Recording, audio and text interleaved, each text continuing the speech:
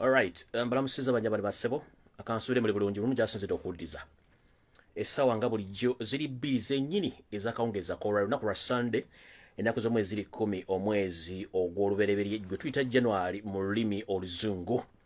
Kansubire muri bulungi eyakato kategeeza muno bino si bimuli bino si bimuli anti struggle tuwa tetulina kuwummula mpaka ennaku z'omwezi 14 kubanga struggle rate andika zino tuli mu rehearsals nga benze mbagamba. So right now kuzomwezi ziri 10 omwezi ogw'olubereberye olunaku lwa Sunday mwaka 2020. So yakatoka tegeeza muno nti omukulu atumbudde bino si bimuli. Tegeeza muno nti bino si bimuli, tuli ku political updates olwaleero. Bino si bimuli, sizina bimuli, ebimuli nja kudda n'ebimuli until further notes nga Uganda tumaze ofuna Uganda empya lwe nja okudda n'ebimuli. Kati right si bimuli, tuli mu update political updates. Njala otegeeze muno yenna atannatuuka mugenti omukulu atumbudde, chemical ali atumbudde.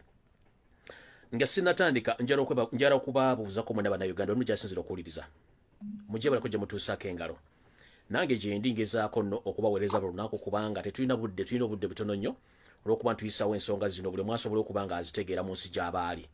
So y'ensonga lwaki n'olwaleero ngambye nti sigenda kujja mu bimuli, otherwise kanzije ku program zaffe eza bulijjo tunaaba tuneegwako nga Uganda empya etuuse ndyoke nzije mu bimuli.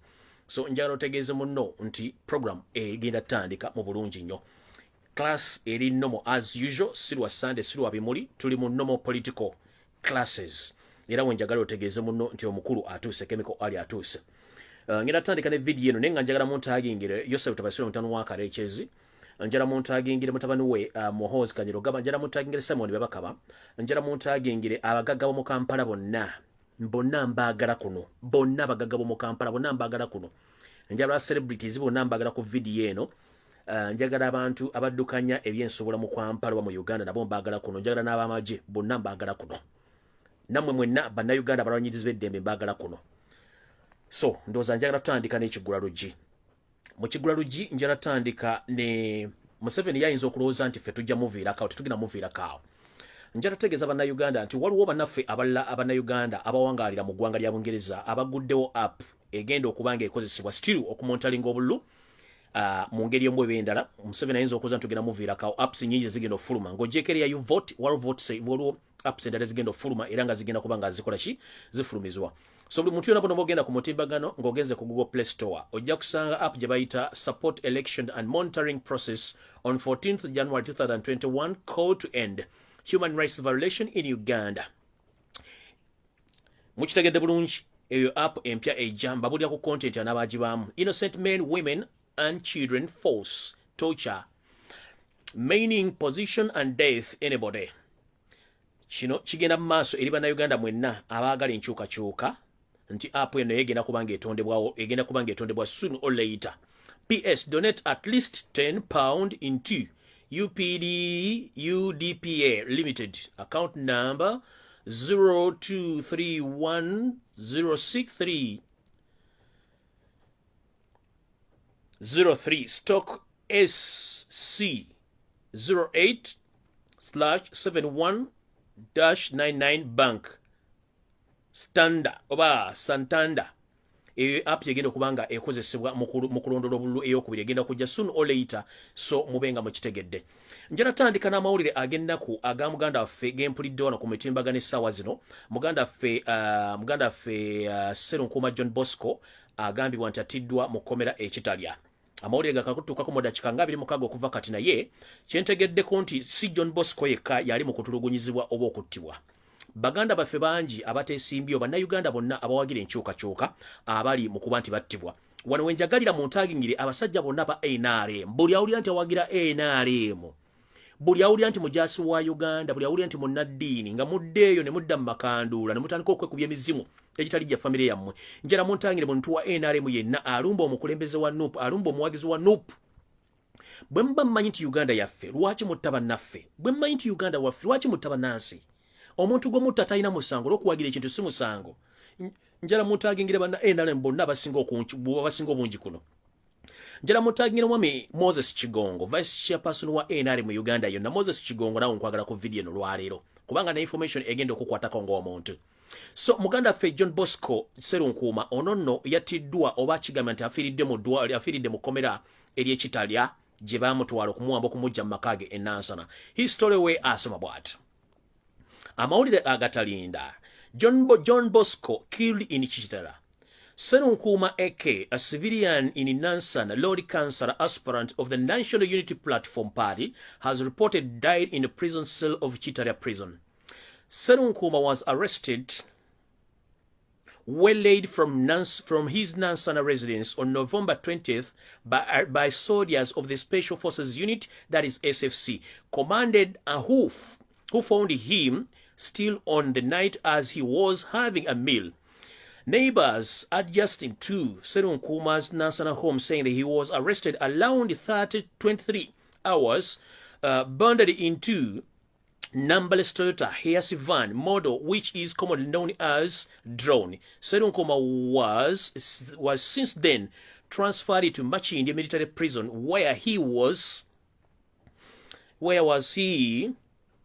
interrupted for about a month before he was arraigned in the court martial in the absence of lawyers after intensified social media campaign by the NUP party supporters. Serunkuma was remanded at Chitara prison on charges of possession of military stores. He was accused of having military pimps and red berets of the National Unity Platform.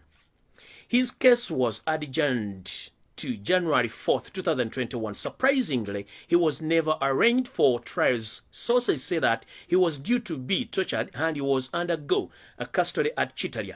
Even to visit Serunkuma are regulated and widely prohibited, an issue that has scared his relatives and lawyers. Credible information coming as of today indicates that Serunkuma reportedly breathed his last on 31st December, which explains why he was not produced in courts of law. Given his pronouns, his politics, Nansana state fears that the announcement of his dismissal could trigger protests, which is why they have opted to conceal this until the elections season phased off. Kino kye tubagamba. Abaana bangi bali makomera bali mukutulugunyizibwa bali mukuttibwa nga bawagira enkyukakyuka y'ennopu. Nabagamba nti Yosero Tabasirwa mutano wa Karekezi ne babbi banne bajja mu Uganda okusaanyaawo n'okutta bannayuganda. Nekibalimi okutegeera. We twogerera abaana bangi baziikibwa mu kirindi mu ntana ez'enjawulo ku mafaamu g'abaana basajja ku mataka ge babba. Abaana abattibwa baana Baganda. Olwaliro nno nzije ne information tegenda kubeera nnungi era tegenda bawoomera nnakabululu. Njagala mumpulirize bululu, bino si bimuli nkiddamu, bino si bimuli. Tuli mu politics kubanga atakulekera naawe tomulekera. Information njirina ngenda gibabuulira atya ng'owulira otya. Va wano genda olya ebibeerengo ddema bangi wa TV onodda nga vidiyo ewedde. Sharinga vidiyo eno ebyokusaaga twabivuddeko bw'osirika ofa ate bw'oyogera ofa. Bwe tunaasirika obusirisi ne batukyunya ne batutulugunya tetugenda kusigala nga bwe tuli until bwe tulibalating ensi eno nedda ku muzuli kweyina okuba, otherwise ebintu by'okufa tulina obiteeka ku bbali kubanga buli afa tamanyi gy'alaga era tamanyi gy'akola ki gy'agenda. N'olw'ensonga eyo omuganda waffe ono Serunkuma njagala obbagamba nti olwaliro mufu naye nga yafa dda y'oyo muganda waffe Serunkuma yali yesimbe ku kifo ky'obwa kansala enansana mukama amujjuludde olw'ensonga nti bano abasajja baamutta dda ne bamusirikira ne abaana bangi. Jjukira waliwo ne muganda ffe gwe bayita waliwo muganda ffe eyali ng'omwogezi wa NUP gwe bayitanga Julius Katongole, naye tetudda mukule bimukwatako wadde okumuleeta mu kkooti okuwuliza emisango egimukwatako. Newankubadde Julius ono yalinamu buzibuzibu naye twagala kumanya Julius Katongole yabulirawa nga munnayuganda era yali agala enkyukakyuka kiki ekyamutuukako. Abantu bangi nnyo tetukyabalaba mu society nga Museveni yabawamba n'ebitongole bikuuma bene be babuzaawo. So nno bye betugamba buli bloga wa NRM ajja ku mutimbagano n'atandika okwogera folofotto. Kino nkibabuulira. Buli bloga NRM ajja ku mutindo n'atandika okwogera folofotto nga muli mukuttisa abaana baffe. Nkimanyi mwatandise n'okukola profile nga mu profiling abantu abo babagizi ba NUP n'abakola underground wa NUP nga mbasibako amatu g'embuzo baliisengo. Nkiddamu. Buli muntu wa NRM gwe musanga ku kkubo mu kibuga Kampala ng'atambula mumubuuze ebibuuzo bino. Nga teboogera ku bantu NRM besse, nga teboogera ku bantu SFC beewamba, nga bo tebabawamba. Before nga tebannakola manyaga ge bakola ku TV okubabuzaabuza. Waliwo omukyala ka video kenda byo lwali annumbira nina mwensonyi wadda. Ne munjagala njala mutagi ngira wano mukyala gwe bayita gwaita nakangu yeita full figure nina information ya bigambo nga bisatu bina nyo jategera nti nakolako da profile emyaka ebiri mabega nenkusirikirira nolabikotandise okuva mu line yo njara nkubiga bigenda kubera bibiri ne bigenda kubera byamanyi njabire tales later ne mu mutagingire yakoze nanyige pese B nayi nakusirikirira da kuba manye emizejo buli kimu kyokola nkimanyi na profiling adda kati njara tandika ndoza ekigula dugindoza nkimaze probably ndoza tugende ku video entufu bana abantu bwe mulaba balo sante batene bali mu kutya bali mu panic etabangawo wetwogera ba minister bamu bagezeza ko kudusa bana batwala munsi zinga America ne Bongereza abana amba midwa visa ne family za bazimidwa vida abala bana onyo ba internet balabawo kati wenjagalo bagamba montagingire yeso tabasira mutano wa karechezi information jesemba yo kuwa ku yenjagala eberenge ekigula rujinga sinagenda ku nsonga endala maze which number ngankola okunonyereza lwaki mu 7 ayogera akankara enaku zino akanula amaaso nga tegateredde mu kiwanga ensonga zizino mu 7 bwajja mu public abalaga nti mugumu nnyo era n'abalaga nti amaanyi agalina naye akimanyi bulungi nnyo nti kigenda mu kubata kimanyi yensonga lwaki batandise okuddusa abaana baabwe abamu babali babafulumya ddanga ne gye bali nfunye information tibalege ntandika okubakolako profile abaana bano ne family ze bazireporting okudda mu Uganda gye boonoonye yabadde ku interview n'omukyalo bawa BBC wa Al Jazeera nambuza ebibuuzo bingi ng'atamwattama ebiga byabadde ayogera kino kikulaga nti omumpe embono ali mu panic Museveni njagala kukubuuza if you are not panicking ngero omanyi nti gofuga eggwanga lino ng'oli mu kutya kiki ekyakuddusizza ente ezo zijja ekisozi otuko zitwale Tanzania emuzimu ziri Congo Museveni boba toli mu kutya kiki ekitandise okusengusa ebyobugagga byo ebimu bitwale Congo ne Tanzania information jenina 2 weeks back watandika okushifting ente ezo ng'ozijja kisozi farm kubanga eno farm tugimanyi yali ya government ngere yali kwasaganya ku tegesendeketedo we Makerere n'abannanyini ttaka abaliko eba farm aba family abambe bwajjako ettaka lino mfunye which billion bega nzize nfuna information nti ente zino muzitwalira mu lore eziba tezisobodde kutwalibwa mu lore ne muzitwalira mu nnyonyi y'amagye ne muzituusa gye zirina okulaga zino ezaffe zino zinyoko yalimawa zemutwalira mu lore kubanga zo zaaguma naye zino nusu bulaaya muzitikka mu nnyonyi kubanga zo ziringa biti bya muwogo zibumuka ne muzitwalira mu nnyonyi okuzituusa zemulaga zonna sente zamuwa musolo njala kukubuuza Museveni gwatali mu kutya kiki ekikudduse ebisolo byo bidduse mu Uganda njala bategeeza nti kisozi farm essaazi ne banga eriko ente emitwalo ng'esatu Museveni asigazzaako ente nga 8 esinga zonna yaziddusizza gwatali mu B atali mu kutya lwaki oddusa ebigwa by'obugagga byo ng'obiddusa mu Uganda kyenjagala okubuuza Museveni lwaki oddusa ente ezo mu Uganda zonna kisozi farm ekalidde tekukyali nte kiki ekikudduse nga toli mu B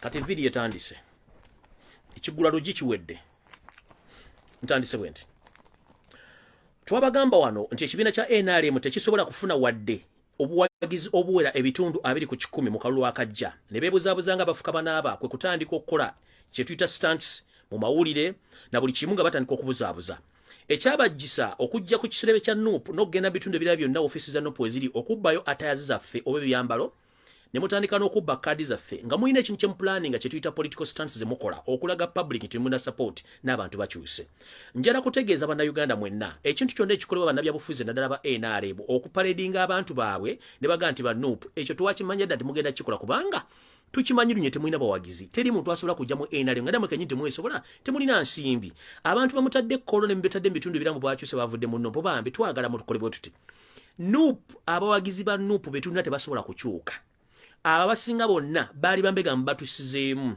ne bakola ekintu kimu gye bajja okubega ne bibalema ne kibalema ne baddayo abalala mwalese bantu bamwe mwayambazize engoye za NRM era kyovulaba bagambye njagala mu nkootinga bulungi kyovulaba onvubuka ayimidde n'abagamba ffe tetuzze wano mbutuna gwe tugenda okuwagira tuzze wano kukima ssente eyo statement ya NRM kubanga kabere kansala kabere chairman LC3 chairman LC5 kabere member of parliament mwokimanyi bulungi ti NRM ebayimirizaawo ku nsimbi bwe ziba teziriwo tezisobola kubeerawo era kino kyenjala bakwatira mwenna bagenze kolo ne prime minister in fact Dr. Ruahakana Rugunda mbadde nga nkuwa ekitiibwa nga ndooza nti musajja gw'olimu amagezi agatoola n'ekiwalaata olina kyabwereere basobola batya okuleta prime minister okubeera ku stage managed occasions ez'ekisiro okulamba abantu bannopo bakyuse ng'abaana bennyini mmwe mumanyi nti ate yazalize balimu enkofiira zibalimu ezo zonna ntungirire endala mwabbanzi be omwana bagambye okuba kuba goal nti ffe tetuzano bwe tuna gwe tugenda okuwagira tukimye ssente that means bantu bammwe bazze kubanja ssente ze bakolera kubanga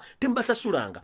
Stop fooling Ugandans. Tewali muntu ayagala nkyuka agenda kukyuka for one reason or the other. Njala babulirayo Museveni buli muntu ajja kulaaliyo ne baba 20 mba mbasasudde bantu bannupu tewali muntu asasulwa bonna bajja mu laavu ng'ate beeteredde mu ssente. Njala kubuuza gwe ssente z'ospendize mu campaign zino waliwo zisipendinzeko. One question. Ekyokubiri, lwaki bw'oba oyogera mu public ogamba nti nno gwe kennyini gwasobola eggwanga lino alisobola ate ogula otya emundu okutandika okucunya bannayuganda bomanyi nti gwe bakulembera kitegeeza tosobola ggwanga era eggwanga obadde tolifuga. Kati njala bategeeza baguzi ba NRM abo bonna batumula byekolo bantu ba NRM abaali banyiiga nga badduka tebaagala basasula nsimbi era omwana bagambye ffe tukimye ssente tetuzze kubeera mu byabukulembeze era mukitegedde bulungi nnyo. Njala kugamba omwami Alhaji Moses Kigongo waliwo ennyumba yo emu eri nakasiro mu batiikinga obululu ne mu Musa Court ntegedde mulimu obululu batiikinga. Alhaji Moses Kigongo nkumanya oli musajja Munyarwanda nga nekitawo bulengeeta eyakubutuza okuva eggomba olyoka otandika kampuni eya bulangiti ya basi nga goluza nti kigambo bulengeti tosobola kimaja kyava bulengeeta kitaawo musajja Omunyarwanda tukumanya emizejo gye wakula mu nsiko gyonna gwe ngenda kulako profile ensejja kutya. Alhaji Moses Kigongo oyina n'omukazi gwe wasiga siriimu n'afa n'ogaana okulabirira abaana n'ogaana n'okuddayo eyo profile onjagire njagadde kuwako sample ebikola by'okoze ng'otta abaana b'abantu tubimanyi bulungi nnyo lwakuba tubadde kusiriikiridde. Alhaji Moses Kigongo weewummuzeeko gw'omu ku bali mu nteekateeka ezibadde zittanga abasiraamu bamashek nga weebuzaabuza ng'afukaana aba mb'oli musiraamu kumba oli mbega naawe. Mu Kigongo weewummuzeeko amataka g'abantu g'obbye tugamanyi bulungi kulinako profile nene nnyo abaana b'abantu b'osize empita mbi olw'okuba oyina ssente. Mukulu ngenda kukolako profile ensejja kutya nja kukolako profile ensejja kutya ngenze maaso ekyo kya NRM ekibadde kollo ekyo temukiwabudde kubanga tumamme badde baba stages all along ngenze maaso. Museveni njagala kutegeeza bino stunt zammwe ze muzannya nti abantu baba bajja ku Facebook ne wablockinga it is a well planned stunt whereby mugenda kikozesanga decoy okublockinga Facebook, WhatsApp ne social media platforms ezisinga obungi mu Uganda mugambe nti street z'amakazumba gabazi bagobyeko nammwe kamunyiige mujjeko platforms ezisinga obungi mu Uganda olw'okuba nti mukimanyi bulungi nnyo nti abantu bamwe bakoze stunt y'okujjako platforms zammwe. But let me tell you one thing nkiddamu naawe n'oba olina Facebook account oba olina Facebook page ennaku ezijjisibwako oba ennaku ezisanguza page yo oba account yo ku Facebook zibe ennaku 10 ennaku 7 ezikolerwamu emirimu gya bulijjo. Kiba kitegeeza vino Facebook account baba bazijjeko omulundi gumu babadde bakipulaninga dda ennaku 7 mabega kikola kwe kuzijjako era y'ensonga lwaki bonna bazijjeko lugoloza Facebook emanyi full figure emanyi ashibaga kato emanyi bajjo emanyi nti ani nyezo ffe badde bazijjanko all along tuga nti batubulookinze nga tetuna kyakyo twogera nga tusirika lwaki bo abazanye stand yabwe bavudde no bakuba endunu batuggyeko. No please mugume bire bitu mumwe abitandika mwe mumanyi bulungi nnyo ebintu mbadde mukola ffe tumanyi bulungi ekintu kimu tulina okugenda maaso nga tukozesa emitimbagano gino mpaka ne munagijjako abantu bajja kufuna engeri gye bakola ki gye bakoleramu okutandika okuteekawo emitimbagano tugibeereko. Kati njagala mwetegereze bulungi nnyo okumanya Museveni atidde ate nga ali mu panic tasobola gibalaga bukyanga lubanga lwa mindi mu nkotinge bulungi bukyanga lubenga lwa mindi Museveni atandise okuyita babbi banne bonna abamanaginga properties ze mu Kampala mu Uganda okutandika okuvaayo okukola kye tuyita short video oba obutambi obumpi nga bagezaako nnyo okwogera okugamba bannayuganda nti ni keesi wabeerawo okubba akalulu oba nga balangirizeewo Tabasiro ntano wakareekezi mbw abantu temwekyanga mukuume eddembe tetuyingira mu kutta bantu simanyi please abantu bano batandise okukola video nabala mugenda balaba naye nkiddamu omuntu yenna akola ka video nga abadde mu mind prominent small business personnel mu Kampala abo be balina sente z'eggwanga nga bayita mu kuzimba ebizimbe mu Kampala wakiso mukono sente za fezo nezo mu omusolo Munnayuganda oli mwavu naddala omwana ali myaka 14 mpaka ku 3 lwakuba kirumira.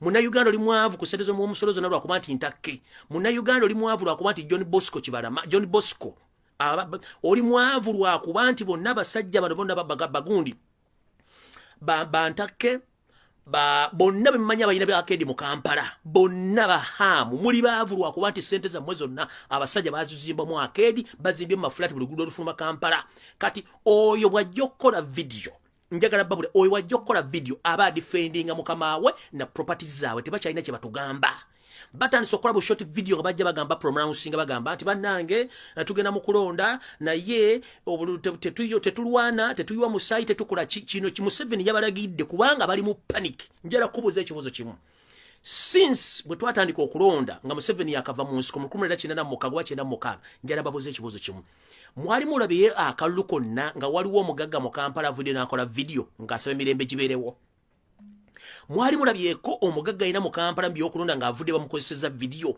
nga agezaako nnyo okuwolereza mukamaawo oba okusaba emirembe kubanga bakimanyi badde bakole fujjo okuba bannayuganda babanyigiriza nga nabe bennyini babeegattiseemu kati ndabye ekirumira wano ng'okoze video n'entakke ndabyeko n'omwami babaddaani abakoze video wano ntakke kirumira ze video ze naakalabako please musigale we muli ntakke nawe gwomu ku kibinja ky'ababbi abali mu kubba esserezo mu omusolo nga muzimba kedi mu Kampala kirumira the same bagale gwomu ku bantu ababbi amataka g'abantu n'obakaabya mwena sereza abannayuganda zonna ze mwesibidde muzizimbamu ebigo bya kedi nga mubbasereza abantu b'omu omusolo ngera babuuza gwakola mu akedi essaawa zino ng'obadde osasula miliyoni 3 omwezi nga bakusasula nga receipt bakuwaya mitwalo 8 lwaki kirumira ajja kugamba nti kuuma eddembe Kiki kyakugambirako kuuma eddembe ng'akubba miliyoni 2.8 zitalina mbalirira yaazo ntakke bw'abanga abadde abasaba renti mu bizimbe byonna ebiri mu Kampala ntakke yali atunda bumaaso nti bajjajjaffe okuva Uganda lwe yatandikawo atunda bumaaso emmese zifa oba atunda bupiira buno bwekali mpitawa nti abantu beegadanga nnyo mu Uganda yalina ssente nnyingi mu Uganda temwebuuza lwaki babikola essaawa zino ekibajjeyo okutandika okugamba kukola video zino kubanga bataakiriza maali y'abakama baabwe babasindise kati njagala omuntu addemu akole video mutulebe video 3 abasigadde musigaze yengalabi zammwe tumale okukwasaganya abana abasatu ntaka ekikujjeyo genda kyevuma kirumire ekikujjeyo genda kyevuma nawe John Bosque ekikujjeyo genda kyevuma njagala mumpeera abantu bano level okumanya abana abasajja tubakooye ne bwemusanga obali mu restaurant ali mukulya mmere mutunuulire ng'ekisiimula mu galaji yotambula ogende bana abantu babbye eggwanga balikaliza nkibagambye wali owuliddeko mu byobufuzi byonna nga bagagga bavuddeyo okwogera ensonga zino kubanga bakimanyi bagenda yensonga lwaki batandise okupredictinga n'abantu babagaba ne mutuyambe bwe baba basaba ssente z'amasannyalaze bali bwe mugisasula emitwalo 6 akubeerako ne sympathy nedda bw'oba osasula lenti atali mu mateeka n'akuwa ssente endala omuwa ssente endala obeerako abaakusaasira nedda bw'aba akugoba mu kizimbe akusaasira nti nedda bwe baba bawamba abaana bammwe n'okuwaba ebintu bye mu akeedi babasaasira nti nedda lwaki mubasaasira bajje batandika okuwa message ezisympathizing n'abantu mumuleke kuwekalakaasa abantu balina right eyekalakaasa olw'ensonga ensi yabwe baluma mubabbidde ebbanga ddene nnyo so abantu balina right okitegeera so mbagambe ntakke ne banno nekirumira bazze okukola bu video nga mupredictinga n'abannayuganda musimanyi mupredictinga n'abannayuganda bwe tebakole fujjo simanyi ensebera emirembe tebatta bantu bannayuganda bukyanga tugenda mu kalulu ka Robert Kyagulanyi Ssentamu kaalimu njala kubuuza kirumira emirundi emeka gy'owulidde ku mawulire olina TV eringa alwera kubeerako amawulire okwekalakasa kwaliwo ne batta bannayuganda 285 wali oyogedde ekigambo n'ekimu kuliko omwana we yafa oba oluganda lutaliyo kirumira basibye abaana b'Abaganda mu makomera basuka 3,000 nga n'omulala ava kufa olwaleero kirumira ali ovudde n'ogamba nti Museveni lwaki osiba abaana b'Abaganda lwaki osiba bannayuganda makomera tokyogerangako kirumira bakubye Robert Kyagulanyi Ssentamu okubula omuttamu omuntu tokyogerangako oliawo kalula bukanuzi maaso oliawo olega buleze lubuto lukulinga entumu ya kasasiro tolina kyosobola kwogera kyokka ovudde obologa musimanyi mukume emirembe which kind of peace nga mwe muli mu heaven fe tuli mu hell how would you expect someone who's in hell to praise someone who's in heaven just focus on your future kubanga muina future yamwe fe tuli doomed tukulidde mu ghetto nkubuuza kirumira for already abaana generation between 18 to 30 tuli mu hell katukuma tutya future musendeza fezo na muzibbiga nato tubugu mujja mutukubira KMP musime tukume peace which peace nga batutawe bali tune mundu bazirina ngenze maso musijja balwako gobuli akola ka short video mweyo level ngenze maso nabagaye muntu agingire Henry tumukunde na walugulidde ku pata bulijjo nalina kwesonyiwa njagala bannayuganda bonna information girabawadde eggulo eya Henry Tumukunde okujja otandika Obama nyirambu abagamba nti simanyi tukume peace oba alina abayekera bagenda okukola ki okutandika okurecruiting nga abajja mu people power. Listen, omuntu yenna amanyi story ekwatagana ne ADF, Allied Democratic Forces. Omwami ono ne bibanne bali abantu basatu abali emabega w'okutandika creating ekibiina kya ADF ekya Allied Democratic Forces. Henry Tumukunde yakiri bulungi. Saagala muntu ayitibwa musiraamu Uganda yonna kufuulingibwa nti ogende weegatte mbikolwa byonna ebyekiyekera. Henry Tumukunde gwe kennyini okimanyi. Henry Tumukunde sejjusa ne munno amama mbabazi mwe mwali emabega okuliyetinga ekibinja kya ADF ne Museveni waako nga mukozesa security agents ne security za Uganda okuliyetinga ekibinja kya ADF okubuzaabuza bannayuganda bwe bafiira. Bw'oba oli musiraamu Uganda, please weewale ekintu kyonna ekigenda okukuleetera okuba nti bakuyikulutinga mu bikolwa by'ekiyekera. Njala muntagingira abantu b'e South Africa mwenna na information eri very crucial ku Tumukunde ono n'ebikolwa ebyakoleddwa olunaku lwajjo mu kibuga Johannesburg. Ngenda kuba exposinga ngenze mu maaso. Era nfunye information yemu ne bantegeeza nti Museveni ne babbi banne bali mu kugaba obutimba okwetolola Kampala yonna wakiso mukono.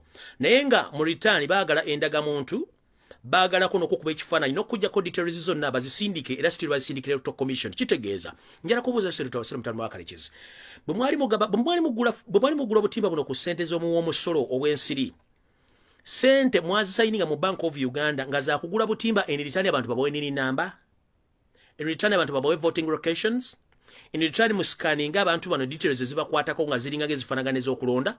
Kitegeeza mwabagala nini namba n'abagala obululu bwammwe, please mubalancing between your country and the mosquito net. Mosquito net zebabawa ziri substandard, tezikola era tezijja bayamba.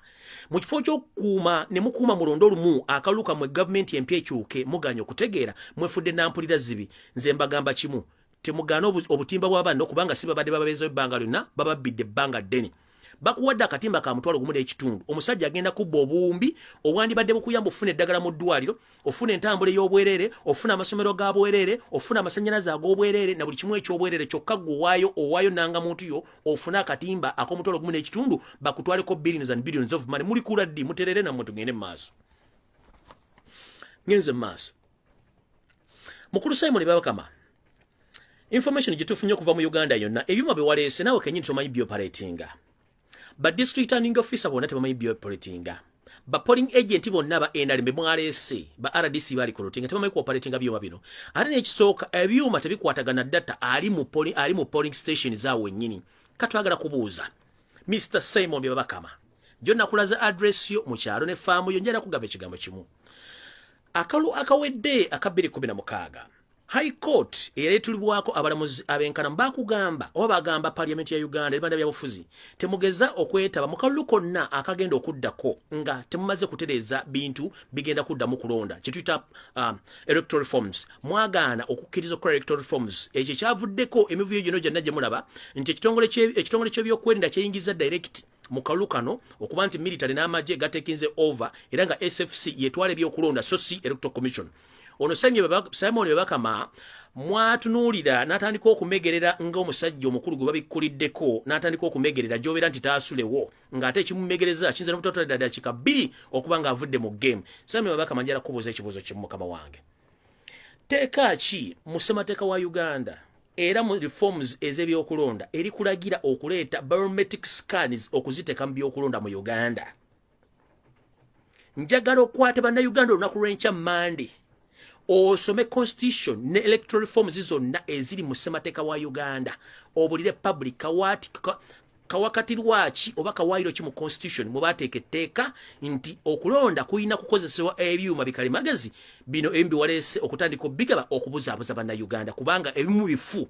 Gwe kenyini you can't operate these machines. How dare you send these machines deep in villages for people whom you know exactly that you are not well informed about the electoral process? Mister, please, tomorrow is Monday.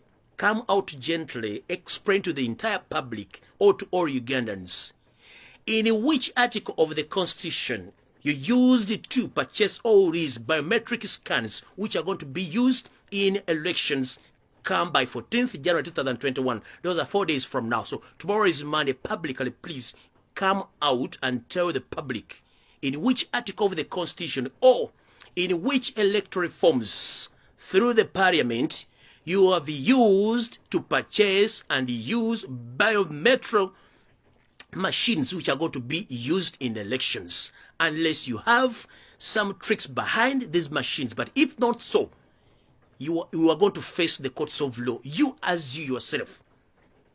You said Tabasiro will be in the State House running, packing all his luggages back to Rwanda. For you will be under the what? You'll be under arrest and you answer all the questions. Ngenze mass. Ngenze mass. Kati wengende ku mukulu tumukunde mu muntage ngire wano. N'abantu be South Africa kino kyonna bwenjogera ku kintu kya South Africa njagala kitegeeza banda Uganda mwenna naddala abaana mwenna abalenzi abali ku myaka 10 mpaka ku myaka 3 kino ekyengendo okwogera kibakakatako ng'oli mwana muwala oli mwana mulenzi oli myaka 18 mpaka ku myaka 3 kino kibakwatako ne mainly eno message egenda mu South Africa gye najje obujulizi buno Jona bagambye nti Henry Tumukunde yakwasiddwa ebitabo ebimyufu byagenda okuwandiikiramu abaana basuubira okuteeka mu buyeekera obwekimpatiira babateeke mu bitundu Masaka Bukakata Sese Biji Mukono bino bateeke ebinja byabayeekera mali babisupplyinga buli kimba mali basindika amajega jiga bakwate gabakube gabatire okendeze n'abaye basajja baganda n'abaana baganda kati Henry Tumukunde ensobi gye wakoze nabagamba mmwe intelligence yemwe gye mbadde nayo ebadde yaki yabadde ya analog tulina intelligence ya digital mukulu Henry Tumukunde njala kugamba nti olunaku lwajjo wasindika information enegenda mu South Africa ne ba agent bo okutandika okurecruitinga banna Uganda abasangibwa mu South Africa ng'okozesa abasirambalo wammanga ba agent bo mu meeting eyabadde mu South Africa gye wategese ng'era bagitegese babadde bantu bo bewatadde mu kitundu kino wammanga meeting eno yabadde mu kintu kye bayita Fordburg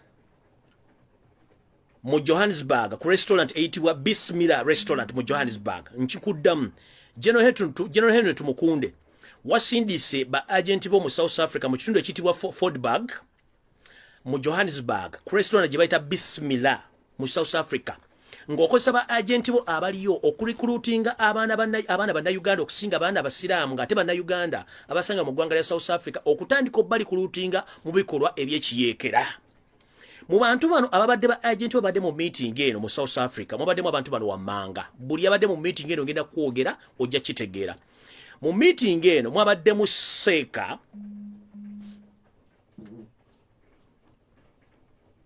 mwabadde mu Seeka Kasache Abubekal mwabadde mu Seeka Katwibu mwabadde mu Seeka Slaje Santon mwade museka Slage Kamya mwade museka Ali Musaz abantu bano ba agent bo mu South Africa ba agent bo bano bajidde ba agent bo lebazze mwade mu na Ethiopia babiri nendoza nga balina akakwate ku ggwanga lya Uganda nga benda bagamba nti Uganda yagadde endagamuntu eri abasumali n'aba Ethiopia mu meeting eno bwabaddemu aba Ethiopia babiri wepona abasumali babiri abadde mu meeting eno gye wasindise ba agent bo bano abawera batano. In fact, bali batano. Seeka Kasacha Abubekal, Seeka Katwibu, waro Seeka Slage, Santoni, Seeka Slage, Kamya, ne Seeka Ali, Sozi. Bano bonna kingambi wanti abantu bano bonna bali mu South Africa ninga bakolya government y'omupebeso tubasira mutano wakalekizi okuba nti bateeka akatego mbaana bali mu South Africa okuba kulikulutinga mu bikolwa eby'obuyeekera. Nkugamye mu meeting eno mwabaddemu aba Ethiopia babiri n'abasomali babiri.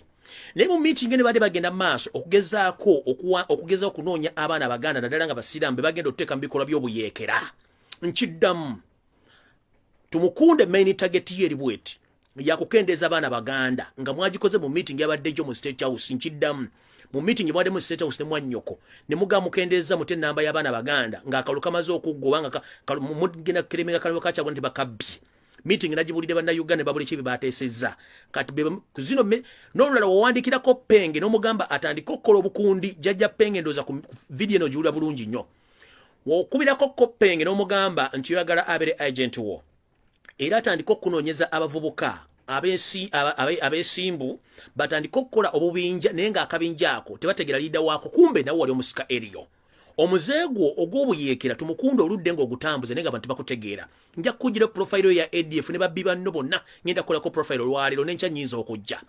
Kino kyenkola sikikola nti nna gwenvumbo oba gwenjeekera. No, ntaasa bannayuganda. Bano abasajja babadde n'obukodyo bw'okuttira mu bannayuganda, naddala abaana baganda nga temumanyi.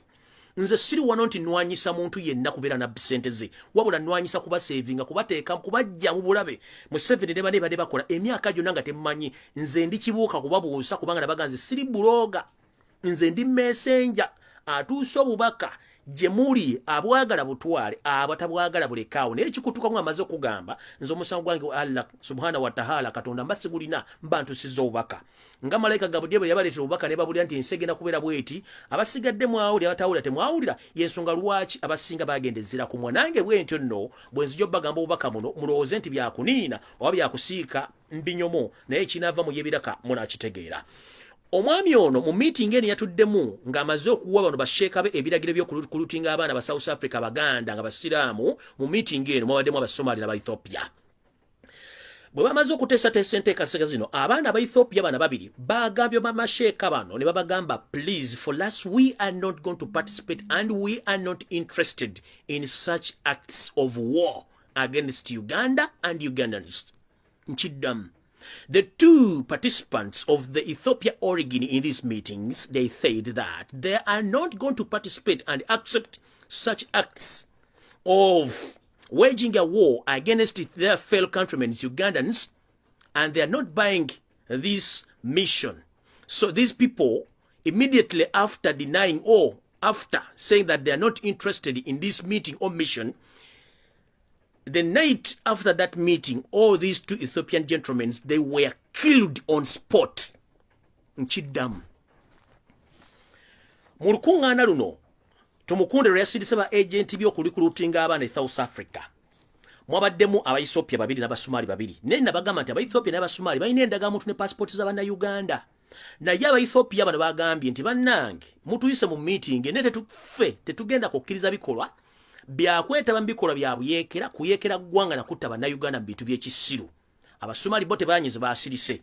Naye nga Abasomali bano information gyenfunye nti bali related ku Salimu Sale Jeno Salimu Sale nga bali related ku ye. Bano baba Ethiopia ndoza bakirebe nga tebalina budde bagenda kumala kubiwa musayi gwa Bannayuganda ne bakivaamu. Naye meeting olwawedde bana ba Ethiopia tebaasuze babatiddewo ababiri. Kubanga nabaga Museveni akuwa mission bwekulema akutta oba akwefuulira ku last. Bana abana baganye mission aba Ethiopia babiri mu meeting eno tebalususe babase. Ngenze maaso. Njala kubuuza ekibuuzo kimu Geno Tumukunde. Ebbanga lye mmaze mu buyinza temufunanga ebyo babaleeta. Ebbanga lye mmaze mu buyinza omusayi gwe muye tegumala. Ebbanga lye mmaze mu buyinza temulaba nti ebyobufuzi bye mwagirako byakyuka. Ebbanga lye mmaze mu buyinza temulaba nti bw'ozaala omwana akkubira eŋŋoma n'ozina. Eri tumwine Tumukunde ebibuuzo bye mwatulanga ebya junior temulaba nti kati abantu basoma okuva ku P1 mpaka ku senior 6 nga n'ebibuuzo batuula bingi okusinziira ku byammwe mmwe temufuna idea nti ensi ekyuka. Eri Tumukunde embeera gye walimu nga wakava mu nsiko y'embeera gy'olimu. Mwasulanga mu busiisira kati musula mu guloofa. Mwavuganga gogolo kati muvuga zi V8. Mwali temulinyangako nnyonyi kati mulina private jets. Mwali mulya kawunga na bijanjalo kati mulya chips and chicken, pizza na biki ebirala. Mmwe temulaba nti mulina okuba nti mulowooza mutuula ku mmeeza nga basajja bakulu ne mulowooza nti ensi ekyuka n'ebyobufuzi birina okukyuka. Ebyobufuzi ebiriwo kati bya mutwe kye tuyita ideology. If you lack ideology, that means if you lack ideology, that means you can't participate in any active politics right now. We need ideas, but not guns. All these awkward system of old politics, using force and guns, doesn't work anymore. We need to use ideologies so that we can convince voters to vote us in the offices. If not so, and you can't manage the current situation of the new generation, please mumuzengalabiza with immediate effect. Otherwise, eno system yokuwamba bana Uganda kubanga balina ideology ekyuse gwanga mugikomye, system yokutta abantu nga mbateeka mbikolo ekiyekere by'ekisiru mugikomye, system yokubuzabuza bana Uganda nga mbafuula basiru mugikomye, system yokubba eggwanga gyobera nti mwe bakaba batondera eggwanga ne mugikomye, system yokubanga mulina obuyinza obusukkulumye nga musinga ne Katonda mugikomye, kubanga eno ensi kubo tuyitako buyisi okutali nnyini lyo n'enkya nawe ogivaako nange ngivaako ne bana Uganda balina obuyinza obusigala mu nsi dani okuttibwa. Muganda Fesero nkoma mu musolo wale baga yafanga 3 mu December. Kitegeeza abaana bangi nnyo bafudde makomera nga gye bali. Ngenze maaso sijja baluwesa. Ne tumukunde jala kubuza ekibuzo kimu. Lwaki the main target of you guys, mostly the Rwandese who camouflaged to be the Banyankole, hate Baganda, and all these dead missions that involved your Baganda. You are recruiting Baganda in rebel activities. Thereafter, you kill them. The meeting you had with your sister, Janet Kembabas, all your focus on your target was Baganda, boys and girls of the age between 16 to 30. Why? Why don't you recruit your families in these acts? We are tired of your nonsense. Tukoya abana bafokufa. Mulina families zamwe, muzadde, mukwanye, mugende, muleta abanyarwanda basigale Rwanda, babalwanire entalo zamwe muve ku bana Baganda. Muve kuba Lugwala, muve kuba Soga, muve kuba Nyolo, muve ku buli kimu. Bino ebintu mukola tubikoye. Mwe target ya buli kaseera ya Muganda. Abaganda babalira ki? Why do you have to kill Ugandans for you to stay? Why do you have to kill Ugandans for you to survive? You should stop this nonsense. Tumukundo ina abana. Recruit your kids than recruiting youth Abaganda mostly. You are targeting Abaganda. Why? ADF, all the recruits were Abaganda, the Muslims. Right now you are planning to recruit another labor group, but your target is Baganda. Because you had a meeting with your sister Janet Kambabas Museveni, you are targeting Baganda. Why? Why do you fool Baganda? You think you are so stupid? The biggest number right now in all prisons in Uganda, they are Baganda. Why? What crime did they committed? What crime did they Baganda committed to face all these humiliation and assassinations? Why?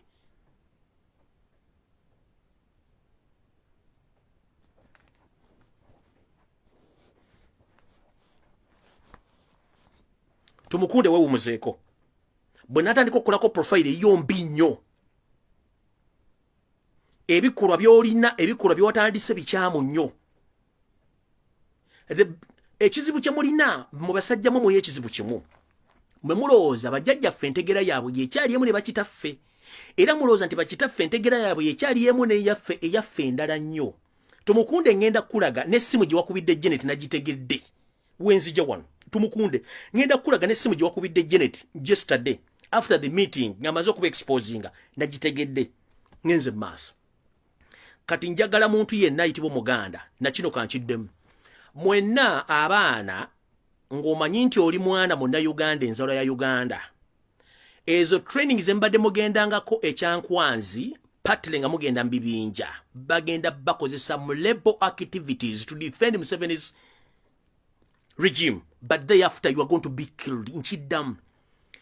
Whoever think that is going to be taken to Chankwanzi for political ideologies, please, you are going to be recruited again back into labor activities, thinking that some of the officials in the government, they are trying to overthrow Museveni's government, but it's a decoy whereby you are going to be used as a bait. You are going to be killed for nothing.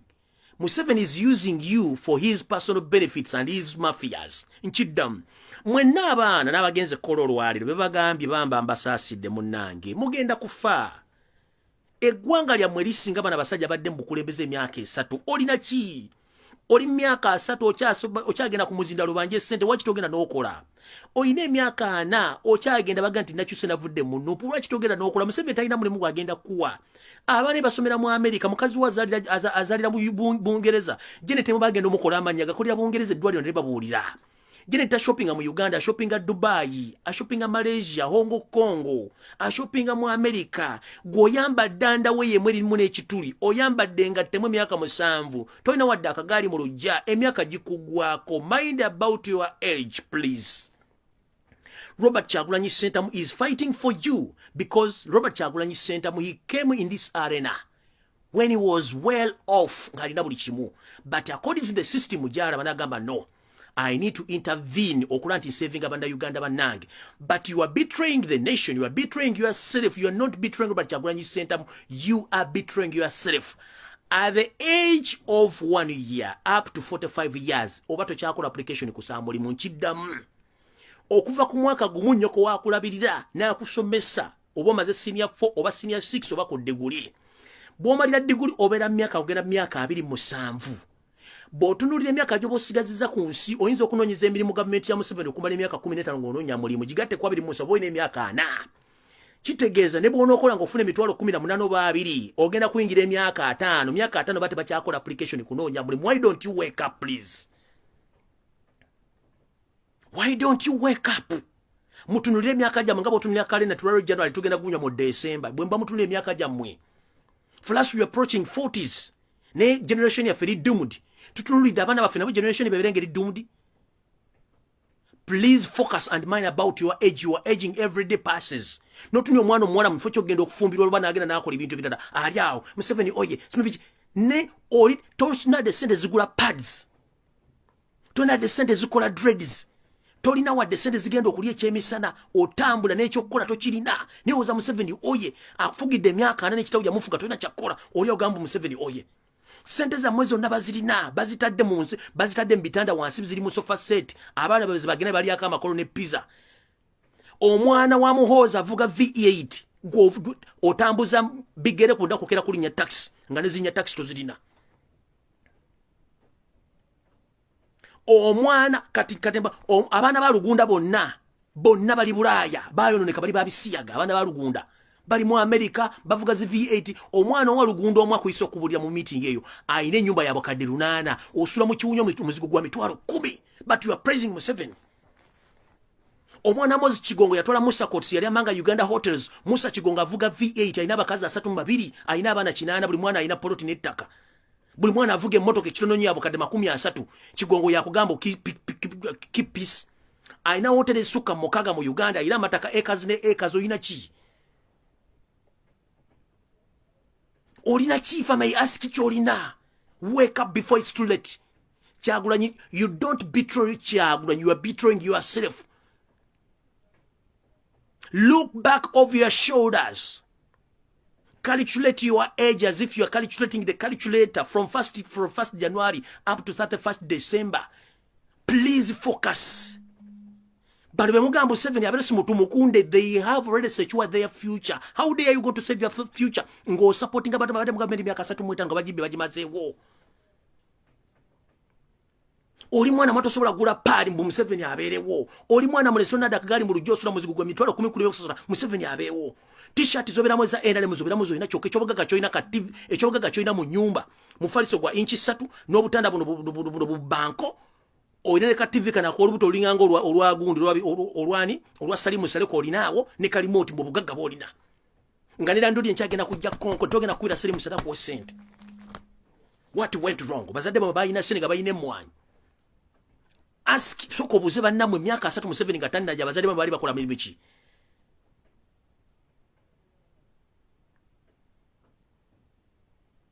Museveni abeewo oyina empale 2 kuhanga mu nyumba yo mwana omuwale muzimuzi mulo ebituli. Oli mwana mulenzo oyina empale 3 mu bulamu ne t-shirt 2. Museveni abeewo ngeto kima Kyagulanyi kyakulwanirako kiri ekintu eki system eterere otandika okugaininga musolo gusasulwa mu ggwanga libyogaga biri mu ggwanga Museveni byabba. Guno digobasima mu Uganda agenda Bulaaya tadda mu Uganda. Dama digobasima tagva mu Uganda agenda bwava mu Uganda tadda Uganda bamutwala butwazi. Amafuta muli aliye bunyola amafuta gamego nabagatunda dabagamala wo. Abana babandi bali bafuna amasomero amalwadi na buli kimunga bulira mu kimu bakitwala. Olya Museveni oye aberewo tumukunde we babbe buli kimba kimaze. They are the same people. They are same category of kakunis who are mafias who are stealing each and everything we have in life. But you are there playing. But they fought for the nation. They fought for themselves. That's why each and every time they are fighting, they are purchasing guns. weapons of mass destruction to keep their properties. They don't care about you. They care about their families.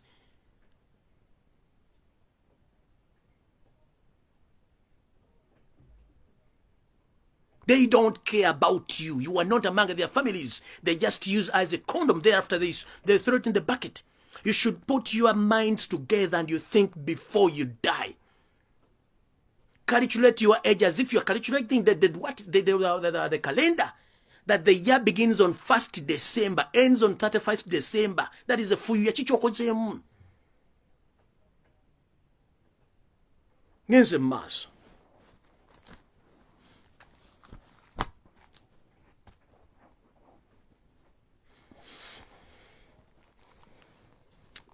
SFC kino ekitongole ekyamagye amagwira agatakamanyiddwa mu sistemateeka ya Uganda gaplaniga okukwata Robert Kyagulanyi Ssentamu ku lunaku ng'amaze okulonda akalulu ku polling station w'anaaba alondedde. Ensonga bakwata Robert Kyagulanyi Ssentamu bagamba nti tebasobola musibira mu kkomera olw'ensonga kisobola okuleeta chaos. Naye bamusibira mu maka ge kijja kuba kikola amakulu. Ekirala bamanyi nti Robert Kyagulanyi Ssentamu amala okulonda akalulu n'abakuba siriki n'avanisha nga n'atalabikako kijja baleetera panic n'akatengo okuba nti bamanyi waali tebamanyi kyagenda kuzzaako. So njala kutegeeza SFC n'ebitongole byonna ebikumi by'eggwanga ndowooza obutaleeta kasambattuko mu ggwanga nga bwe mukirowooza mwe kennyini mupulaninga okuleeta kasambattuko kuba n'amagye temunnagasasula. Mpuliddeko nti abantu bano batambula mu Kampala mu bitundu bya nga bataaya tebalina kyakulya de ssente ezigula amagala eddiba tebazirina be mwalese mu ggwanga. Bano bagenda tufuukira ekizibu kati nga temwagala buzibu n'enseefu n'akatabankunga n'ebivudde mukulu tebannabirangirira. Mukulu SFC agikulira mukulu w'omukulu w'eggwanga bamutabani w'omukulu w'eggwanga ba ankowo. Ekikula kye mugenda okukola ku lunaku mugenda kukwata Kyagulanyi amaze okulonda kuba mukipulaani nga tukimanyi bulungi nnyo. Ne permanent lockdown mutandika okugaana abantu okugenda okulonda ku polling station. N'ovuyo mupulaninga ku polling station countrywide mwatandise dde okukwata abaana ba Nuupu. Mwatandise dde okuliyetinga ebinja ku polling stations ebigenda okujja kukyankalanya n'ekirala nkiddamu. Omuntu yenna ajja ku polling station, please zip up your mouth. Don't discuss any political issue at the polling station. I've got reliable information that on the polling day on 14th, very early in the morning, NRM and ISO and SMY, they are planning to plant their agents into all people who have come to vote on that day. But in the process, these people are going to be conversing with the voters to know your ideas and what next if NRM leads the elections. So in the process of conversing, please mind your words. Temugezaako kwogera kigambo kyonna. Nabagamba oli wakubuuza owagira ani. Mugambe kimumpagira nnyoko. Nkiddamu. Ku lunaku lw'okulonda nga muli mu layini, mwewale nnyo abantu bagenda basonkereza obajjako emboozi. Kubanga abantu bonna basirikale ba gavumenti. Ku lunaku lw'okulonda mwewale nnyo booda okwogera nnyo ebigambo bingi n'ababooda kubanga basinga obungi bakozi ba gavumenti. Mwewale nnyo okwogera ebigambo ebikwata ku by'obufuzi ku lunaku olwo. Nabagamba mwewale mask ezitali za bulijjo, mwambale mask ezaffe eza bulijjo ezitali za red. Mwewale engoye emmyufu nkiddamu. Mwewale engoye emmyufu, mwewale okwogera eby'obufuzi nga mutuse ku polling station kubanga bambega we bali. Oli wakubuuza ku polling station nti owagira ni mugambe mpagira nnyoko. But provided otambudde n'empandiiso gye tuyita ekkalaamu. Buli muntu tambula n'ekkalaamu yo. Twakitegedde lunye nti bano abasajja balina kalamu ze baleese wano nga bw'ogiwandiikisa oba okutiikingisa wayitawo essaawa emu n'ekitundu bwino n'avaako n'asiimuka kiba kitegeeza Robert Kyagulanyi tomuwadde kalulu. Era omukulembeze bagambye nti bakuwa akalulu kano akalondebwako sooka okakebere bulungi kalaalaali oba nedda.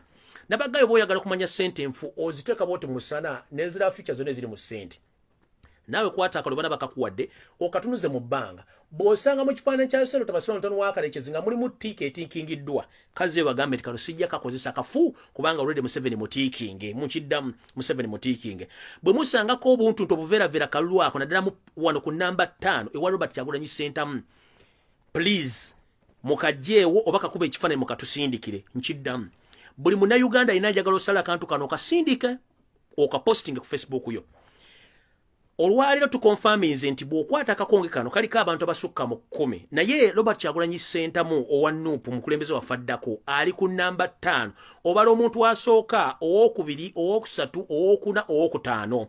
Tulina engalo 5 ku nsi kuno bwe tugatana guli omukono z'engalo 10 be bakandidate abaliko bano omusobyo ndowooza naye omukulembeze wa Robert Kyagulanyi Ssentamu ne obanga tewasoma bala nti bw'okwata mu kifaananyi ekisooka ekyokubiri ekyokusatu ekyokuna ekyokutaano wootiikinga ewali manvuuli ewali ambuleera nkiddamu ku lunaku ngera ku z'omwezi 14 lwe lunaku olw'okuna olwa wiiki ejja etandika olunaku lw'enkya bw'oba ogenda okulonda nga gwe okusomamu ne kwakulema naye ng'osobola okubala engalo 5 1 2 3 4 ekyokutaano wekikoma ye Robert Kyagulanyi Ssentamu tiikinga bulungi nnyo naye njagala basaba toteekamu laavu ng'otiikinga otya newankubadde Yoseriti Bahabura otamani wakalekezi wamukyawa otya tomusazaamu tomutiikingamu tomukulosinga mulekere emirembe gye mulekenga mukalunga bwali nkiddamu newankubadde tuyina laavu nnyingi nnyo ku lunaku lw'okulonda please musale laavu tonyiiganga okutta akalulu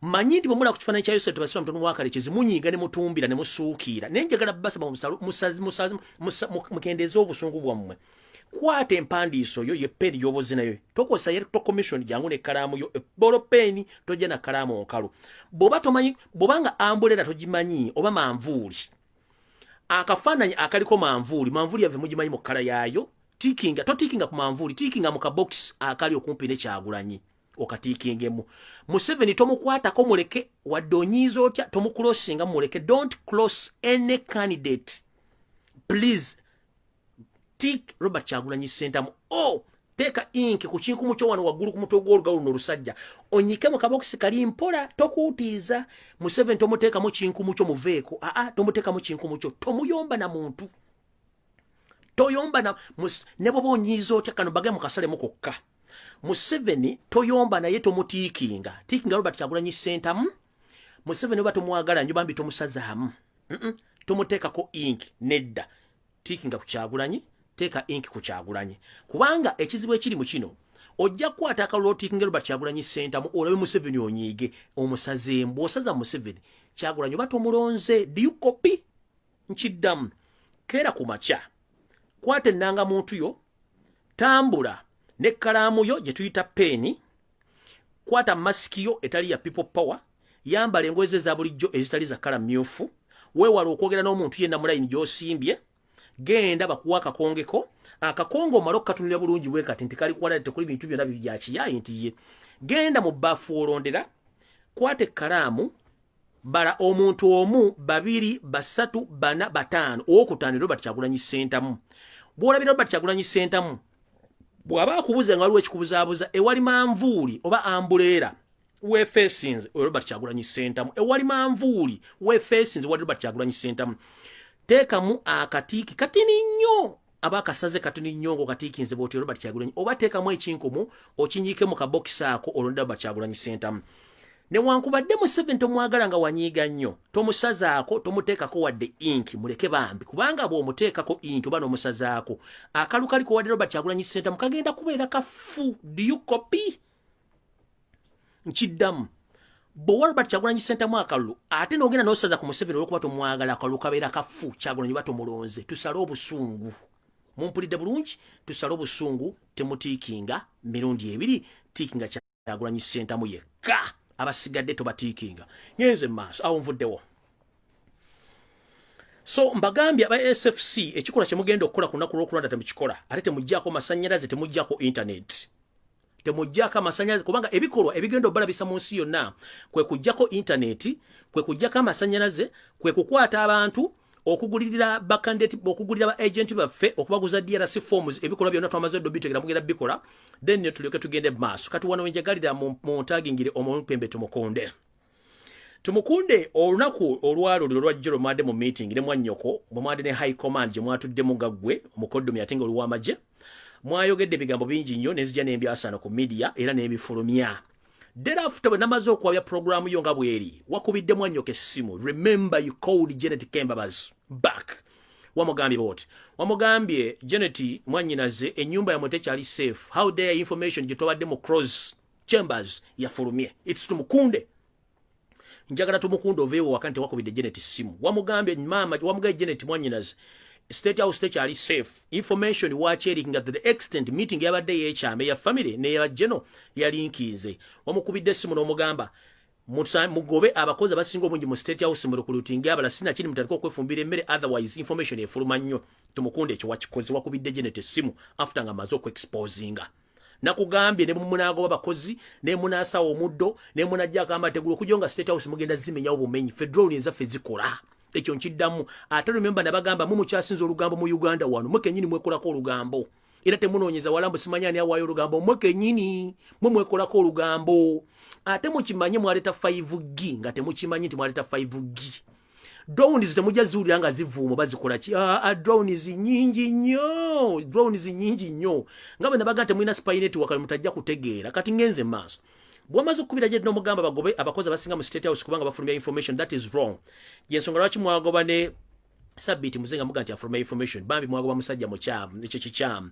nakino munagoba abakozi mu State House mugenda kuba mumaze ebiseera kubanga information still ejja kulinkinga drones zirimbika bingi nnyo kubanga ne Museveni abagenzo sale zike still zike mpozi je mutereko sound ye nga alisala kyofuna ndi bwagenda mutoyo asoka kwekengera kumala bikibiri mutoyi ne bobo fumba kati naku zino Museveni bayina ogenda mu kiyungo kwefumbira no salo butungulu kubanga n'abali ku nsi abali mu State House tokyaba tya Museveni njala kubuza ekibuzo kimu if you are safe lwaki abantu babandoniza okuddamu okulya emmere mu State House waliwo omukyala Naalongo alina restaurant awe Katwe okulira n'olubiri yabadde afumba emmere mu State House eriisa abagenyi bo bonna ennaku zino emmere yakudibiri abantu bakyalya emmere mu State House bagivaako era agenda asembye okufuna ku drone zange Naalongo contract mugenda gimujjako kubanga abantu bakyalya emmere mu State House kubanga tebasobola kulya mmere nga mulimu obutwe mu abantu najja mu State House n'abeerawo ewiiki 2 n'afa Naalongo mwanga contract mugenda gimujjako kubanga emmere abantu tebakyagira nobody is going to eat in the State House anymore kubanga buli anajja okulya emmere mu State House ajja kuddayo nga afudde so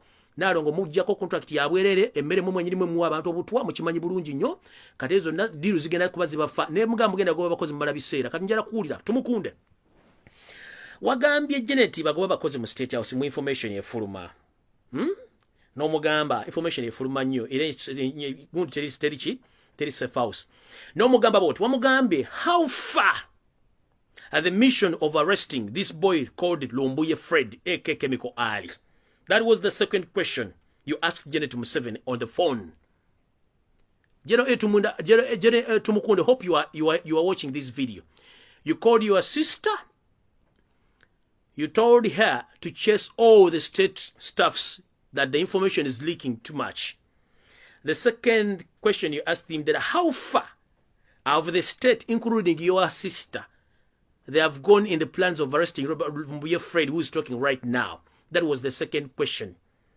Janet told you, or Janet informed you that we've tried all our level best to send our troops or our agent to arrest Lumbuye, but we've failed, including Chesty Kaka and the other people who went away with a huge amount of money in dollars. They failed to get me. I told you one thing, you can't get me. Know that you can't get me. I'm not buyable. Sikuli yankusendeza Janet, sikuli yankusendeza Iso wadeza Museveni. Gunabaga mulidumu.com era enchamwe nyo. Some of us, we are not interested in money. One time you will give me money, but next time you're going to kill me. Second time, if I eat money, I've betrayed my nation and I've betrayed my kids and the entire generation of my grandkids. So I don't need any kind of money from you, and I don't need any bribe. Please, we need a peaceful transition and we need a peaceful Uganda. Please, enough is enough. Don't engage in any kind of mission of looking for me anymore. Because Tumukunde, the third question was, or you asked your sister to give you the mission of looking for Freddy Lumbuye again, because other people, they've failed to arrest me. Let me tell you before you put yourself in trouble, never ever trouble a trouble before trouble troubles you. General Henry Tumukunde, never trouble before a trouble troubles you. You don't know what you are running for, and you don't know what you are looking for. You ask for the mission to look for me. Remember, you are still a presidential candidate. You are the among people who are going to be arrested soon or later on international grounds. Be very careful when you are asking for what you can't manage. What's a mission in a joke? Naye ngenda kukolako profile before nga tonali nyanyonyi kujja. Don't send any agent. Nagamba Museveni linnya gwe kenyine nyonyo J1 boba oli ngo ino musajja oli no bulima abo bubiri.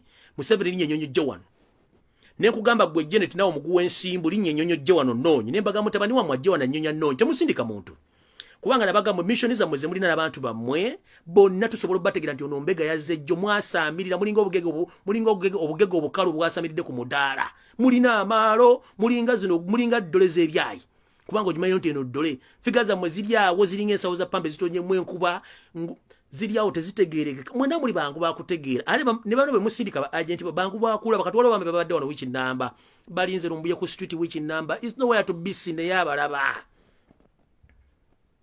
abalaba wiki namba bali wano bakazi batu n'abasajja batu bali mu hoteli bakera bawa bali mu bawa cholo baba w'emigaati bali mu kulya chips and chicken balinda lumbuye tebamulaba temujja kundaba unless nze atobalaba nze mbidi ndi peaceful obonnoonya sina buzibu but I told you to mukunde don't ever try to ask for this information for this mission tojja gisobola kubanze ndagamba I will become a hero or I will become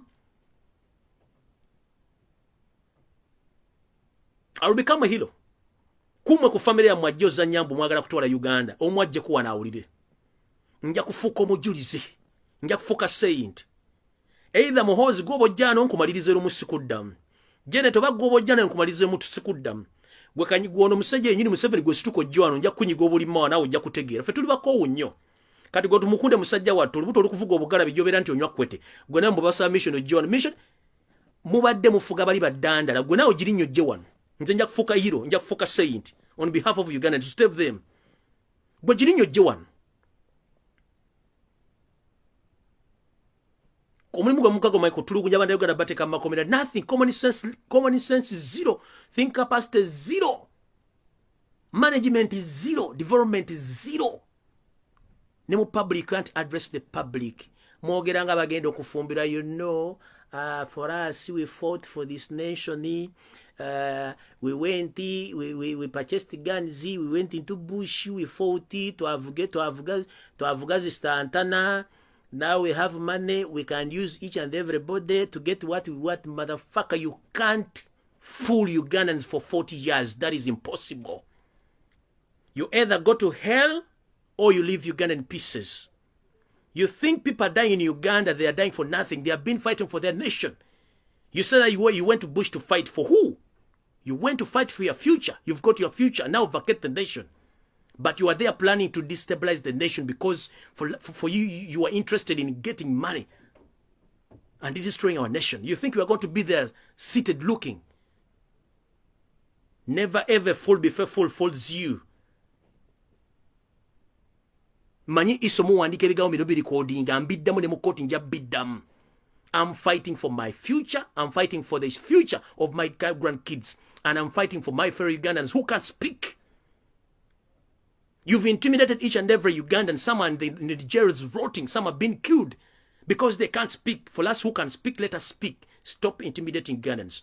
The same family pretending that they're in no position, but at the same time they're acting at night that they're there with the family. Please stop fooling Ugandans. Never ever fool before fool fools you. We are tired and exhausted of all the tricks of fooling Ugandans. We are tired. The entire generation is yearning for change. You are keeping on purchasing guns and importing foreign agencies or foreign forces to protect your properties. Whom are you fooling?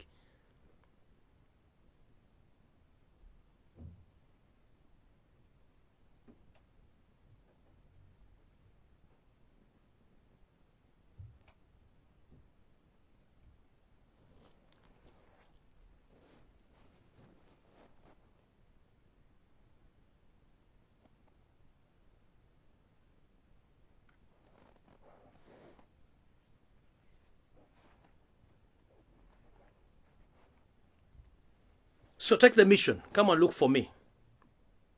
Nabagamba nze bintu byenna mu nsi bigwera mu kaveera kana akasiringise 5 sina kyenfirwa sina akeedi sina somero sina ki bigwera mu kaveera kanusu ebi 5 and I'm ready to defend my nation, my country on behalf of all Ugandans. Robert Kyagulanyi Center buli kimu yali akirina n'aguma omutima bamukubidde abantu babana bafe bali mu makomera mbasibyeko emisango gya treason abamu matenze n'obbatiza mu makomera. But you are there pretending you are gentlemen, putting on suits, war inside of your hearts. You are devils. Mugere mu church ne musambu mukama yebazibu. Wailo mulesa abana babandi nga bali mubakubi empiso z'obutuwa mubawadde obutwali mukulya bali mukufa. Nino ogamba mu praise the Lord mukama yebazibu. Mama mwambadde sapule. Edini mwagifula kyekwaso nenga muli basajja batemba vampire. Gwe bakambuli n'ofuluuta n'ozaala abana bali mukulya chips bana bali mukuvunda bali bakuba emboko buli nako babakeza ku parade.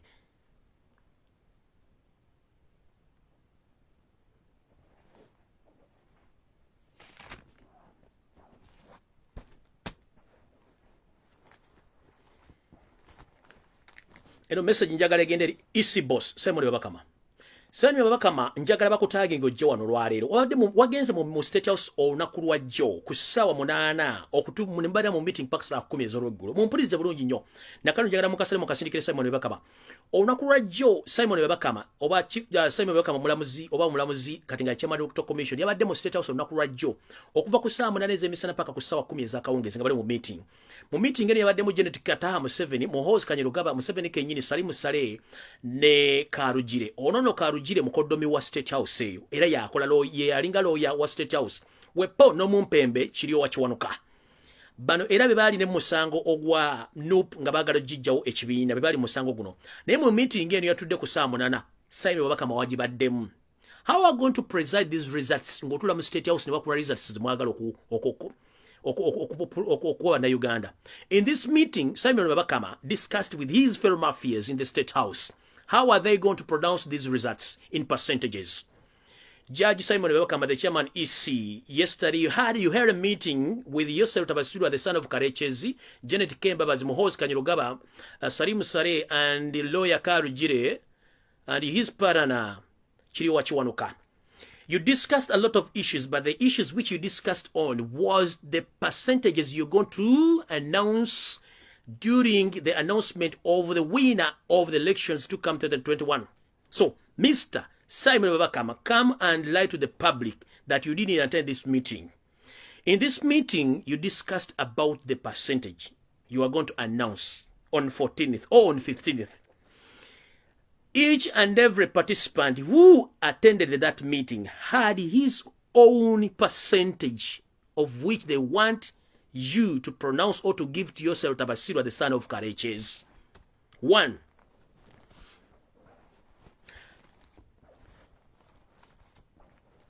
Yosef Tibahaburwa, Tabasirwa, the son of Kareches, whom he killed himself because he was trying to hide his identity from Ugandans. Please, you've been camouflaging all along for 45 years, pretending that you're not Ugandan, but for last we've discovered that you are not Ugandan. That's why you behave awkwardly, arrogantly, because you know you are not working for Ugandans, you're working for yourself.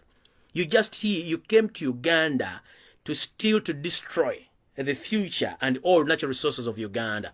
So in this meeting, Yosef Tabasirwa, the son of Kareches, said, he was the first to raise the hand. He said that he preferred the Electoral Commission chairman to announce him with 68%. The second participant was Janet. She was Janet Kembabas. She said that Museveni should win with 71%. In the same meeting, Muhoozi and Salimu Sale raised their percentages. Salimu Sale, before raising his percentages, said that we want to show opposition that we hold guns and powers. So, to frustrate these people and to show the international community that we are in control, Simon Babakama should announce Yosef Tabasirwa, the son of Kareches, as a winner with 81% of votes. In that meeting, which you held yesterday at from 2 p.m. up to 4 p.m. in the evening. The meeting in the attendance was Janet Museveni, Muhoozi Kanyarugaba, Museveni himself, Salimu Sale, Karugire, the lawyer of the family, and a son-in-law. In that meeting, they discussed on the percentages which are going to be announced by Simon Babakama on the polling day. In the attendance, Museveni was the first to raise his hand and say that I need 68%. Janet, the first so-called lady, said that she needs 71% for his husband or for her husband. Then Muhoozi Kanyarugaba and his father Salimu Sale say that they want to put it on record to show the international community that they have power and guns. EC boss should announce Museveni as a winner with 81%.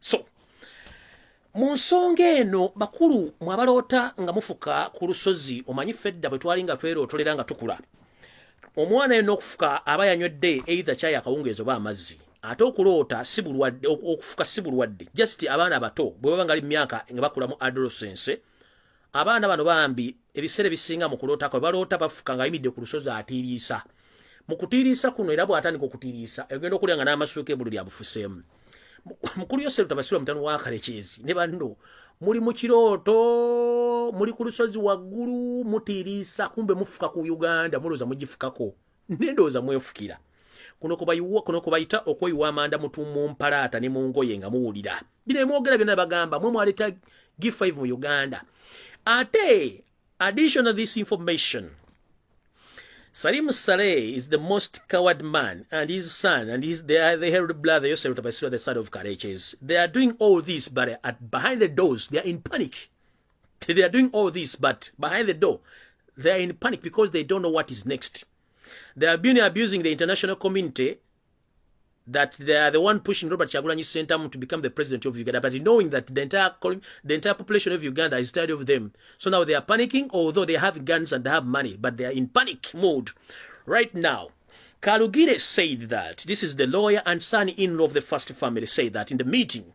He said that, although in this meeting, we've been discussing about all these percentages, but it will look very awkward Simon Byabakama to announce that Yosef Tabasirwa, the son of Kareches, has won this election with 81% of the vote because the international community knows it right that Robert Kyagulanyi Ssentamu is leading with 85% of the votes in percentage.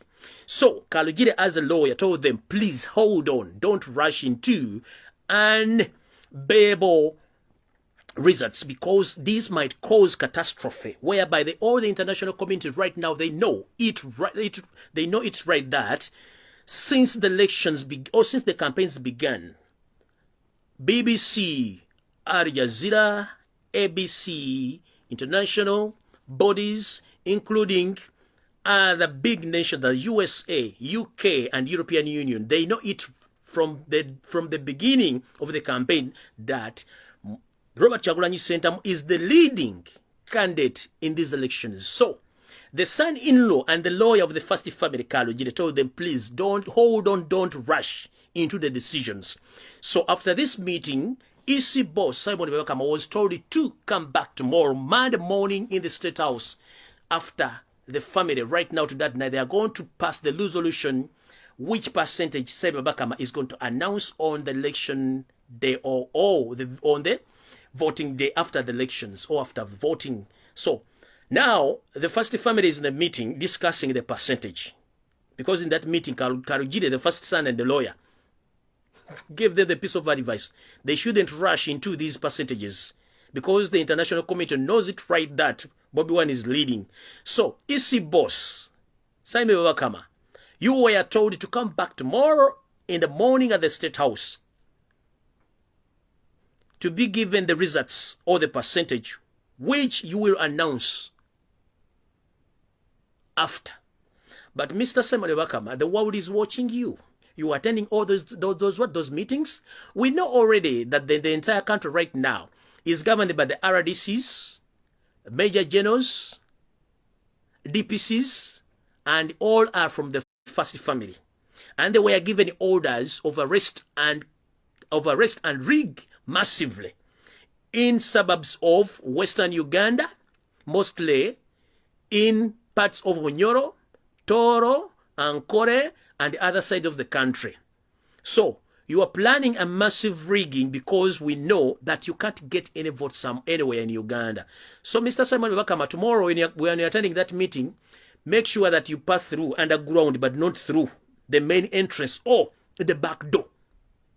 Because soon I will get the information and the percentage which is going to be given to you. And I will pass that information to the public. Make sure you pass underground. But if you pass to the main gate or back door, I will get the information and I will come and I will inform the public about the message you've got from the first family. Ngenze maso.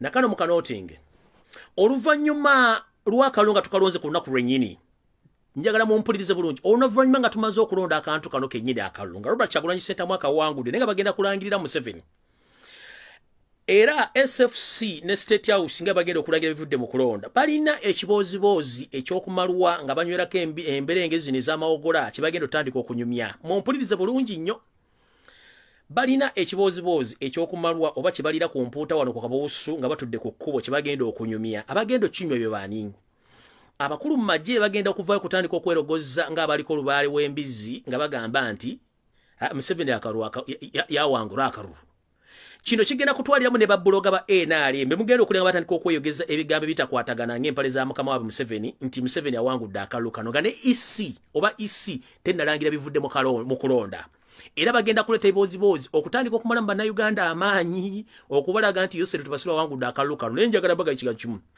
fe akalulu kaffe tukalina nabagambye ennyanja esigala nnyanja ne bw'ogisenako amazzi tegaggwamu tukulidde kuleka Victoria tunywa amazzi gayo tekalanga mugende mulonde mu bungi ate musigale mukuuma akalulu kammwe Museveni talina kkomera lisobola kusiba abantu miliyoni 45 kubanga n'amagye galina tegawula mitwalo wadde mitwalo 4 tagalina kubanga n'amagye emitwalo nagagamba already emitwalo 35 giwagira bannayuganda n'enkyukakyuka ekyo takimanyi kati njagala mugende mu bungi muyuwa akalulu kano njagala bulungi mugende mukuuma akalulu kano agamagye n'emmundu babatiisatiisa bya bwerere tekyo bagenda bakola mugende mulonda akalulu ono balete amagye gaye bana bali embizzi ku kabuusu batandika okunyuma ebibuuzo Museveni awangudde nga nekyamatanda nga balangirira aba ena ba bloggers obana banasime ba ideology simbe koze bite bana bafu batandika okuleeta ebibuuzi by'amalwa nga banyumya emboozi ez'ekisiru Museveni awangudde awo nno wenfundikidde emboozi y'amawulire nga njagala genda kumwannyinaze Nakanguubi full figure ovuddeyo n'okola video n'oteekamu erinnya lyange n'oteekamu Robert Kyagulanyi Center mu erinnya era n'ovuma family bubi nnyo n'ogifuma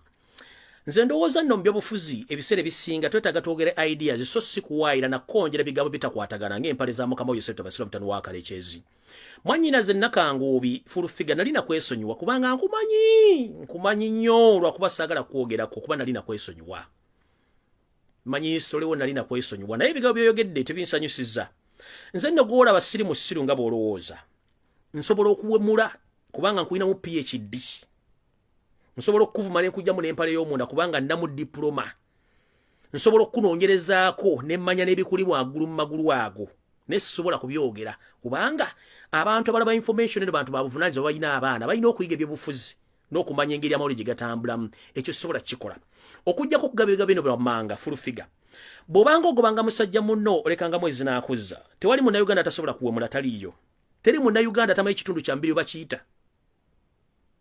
ng'akibisseeko oba ng'akyambudde teri munnayuganda atasobola kwogera ekigambo kubanga ffenna tulinaako obuntu ate tunyiga tupangulukka ne mukama wo Yesu Tabasira mutano wa Kalekyezi amanyi tuyita idiots embizi ebiyenje ne tusirika ate naye awemula tukimanyi okuwemula kyovula abantu ffe ne bw'otuwemula tetukyalina kye tusala leero naye okuwaayiriza omuntu n'oyogera ebigambo nze ontaddemu nga sikuwogera maze ebbanga w'emyaka emeka sikuwogerera kuba sirina budde bwo naye lero njagadde kugamba ebigambo bino omanye nti nina bingi nnyo pulufiga ogenze n'ogamba nti nno Robert Kyagulanyi Center mu nsime biki njala kubuulira Robert Kyagulanyi Center ng'oggyeko kumanyi nti Bobi Wine tolina ky'omumanyiko wadde singo not tolina ky'omanyiko Robert Kyagulanyi Center omaze 10 consecutive years nga toyimba nga terina akulanga mu kivulu njala kubuza full figure wali obaddeko mu firebase ame oba firebase crew wali obadde Robert Kyagulanyi Center munga asasula ettaka ku wazimbe nyumba wali oguze kakasawo ka sementi nga n'olunaku lwasooka ogenda oba olunaku lwasooka ogenda mu makaage lwagenda n'omuvubuka simanya ayimba genda ogule emmotoka ne mugendayo wagenda nabisirika nebigoye bifu nga babi ategese ekyemisana gye tuyita buffet n'ogendawo okulya kwera emmere wagisenera wayogala gitolera mu kaveera ensi neekulaba ng'olufaanana bubi nnyo tolina ky'omanyi ku Robert Kyagulanyi Center mu na famire ye oyogedde ebigambo bingi okwagazaako okudimiininga Robert Kyagulanyi Center naye tomumanyi bw'abanga babi tamanyi Kyagulanyi bw'abanga baganda be tamanyi Kyagulanyi n'abayimbi bayimba nabo kati gotandika okumanya Robert Kyagulanyi Center tomumanyi naffe kennyini bamwogerako tetumumanyi ffe tumuyinamu ssuubi nti agenda otuusa mu Uganda empya naye okumumanyira nti nkiddamu omaze emyaka 10 plus nga toyimba tebakulanga naye mu kivulu Robert Kyagulanyi Center mugwomanyiira alina kati ennyumba zafulumiza olwaliro weziri zitunda kikyomumanyiko tolina oba olina omu ku baganda bwe wayagalako he's less concerned about that kubanga ggwe okuba munyumya emboozi nga muze tulina if story tumumanyi full figure Kyagulanyi tomumanyi Kyagulanyi gwogamba mbu simanya asooka kulaakulanya ghetto singa teyali Kyagulanyi kwogera Kamoocha tiyatekawo studio ne badazadde bemukulizaawo wandibadde omanye Kamoocha kyenkubuuza Robert Kyagulanyi Ssentamu abayimbi baakutteko obamanyi obungi kyembuuza muyimbi ki gwe wali oggyeyo gwe mu kibiina kyo oba olina ekibiina kyo n'omuteeka ku nsi nti wuuyo ayimba tomulinaawo wali okozeeko bandi togikolangako wali okozeko studio nga mulimu n'akazindaala akalema tokikolangako tukimanyi bulungi n'emmotoka zonna z'olina zonna toyina kaadi yazo bakuwa mbuyinza kuvuga stand tukimanyi bulungi nnyo nze gw'olumba siina buzibu naawe wabula neesonyiwa kyenjagadde kugamba nti va ku Robert Kyagulanyi Ssentamu mind about your business abaana bavuma tuvuma nze nsobola okuvuma nekujjako ne waya n'ogenda nebutabika bakuteekako nomenowota nze ndi muvumi ndi wa bbaluwa lwakuba nti nina respect ndaba nina family tulina abakoona abamikwano tulina abantu abakulu baba information otherwise nandikwambudde njala kugamba ekigambo kino omwogendo walampiba abantu babasajja yagala abasajja bo naye kino ekikola kye wali okoze ku Patrick Omujuuka I'm sorry to mention his name but I had to inform you that I know much about you spool figure wafunamu ekikolwa ekyokwegatta ne Patrick Omujuuka one way of the other mu biseera bye bwe n'ogenda n'ogabangula ebiwojjolo byo n'ofunire embuto olw'okuba nti wali weegasseko ne Patrick Omujuuka n'oyagala omusiba olubuto era n'ogamba omwana wo mukulu mwana Patrick Omujuuka era bwe yatandika okwesimba ne badde mu campaign oba nga tanayingira mu campaign ng'akyakola ku CBS oba akyakola oddawa wamupeekanga nnyo akuwa obuyambi bw'omutabani w'omukulu mbu mwana wa Mujuuka naye ng'okimanyi bulungi ayinza okuba yakweyambisaako ko mu kimu mu bizibu kubanga abasajja tulina ebizibu byaffe bitukwatako ng'abantu Patrick Omujuuka bayakweyambisaako n'omwana ogenda ku bisajja by'okufunisa olubuto n'omusiba omwana omukulu nti mwana we n'omupeekanga obubaka obw'ensimbi okulabirira omwana Patrick Omujuuka abadde nga awangayo ssente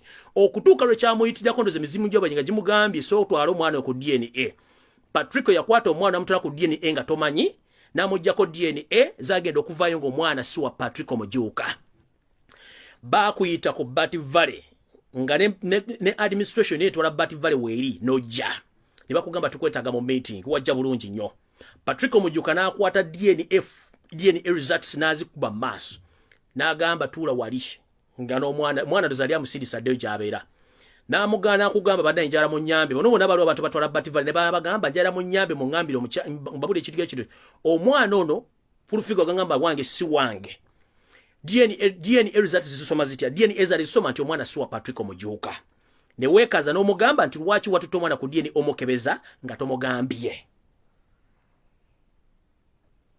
era kyakuyombesa nnyo kubanga omusajja amukulira ebbanga ddene nnyo ng'ali omutira n'amaka ng'omukuula ssente ze kati njagala omanye nti abantu b'omanyira tukumanyi nnyo ebbanga ly'obbidde Patrick Omujuuka kuba yakweyambisaako emabega w'emeeza embivulu oba lw'odda mu loogi ki kimanye tukimanyi ne DNA results Patrick Omujuuka yazikola ng'akimanyi ayagala kwejja ku kikazi kigwago gwagisiru ekitalina magezi toddanga mu kuyingira mu mazina ga nkima g'omanyiira nze I'm ready for battle but I'm concentrated on this regime kubanga twagala eveewo gwoba ensi yali ekimanyi nti Patrick Omujuuka ali omusibi omwana n'akola DNA nga tomanyi era ekyakuyombesa bonna abaaliwo bakitegeera nti wali ofera omusajja ebbanga eryonna kyeri kitono kyenyinza okugambako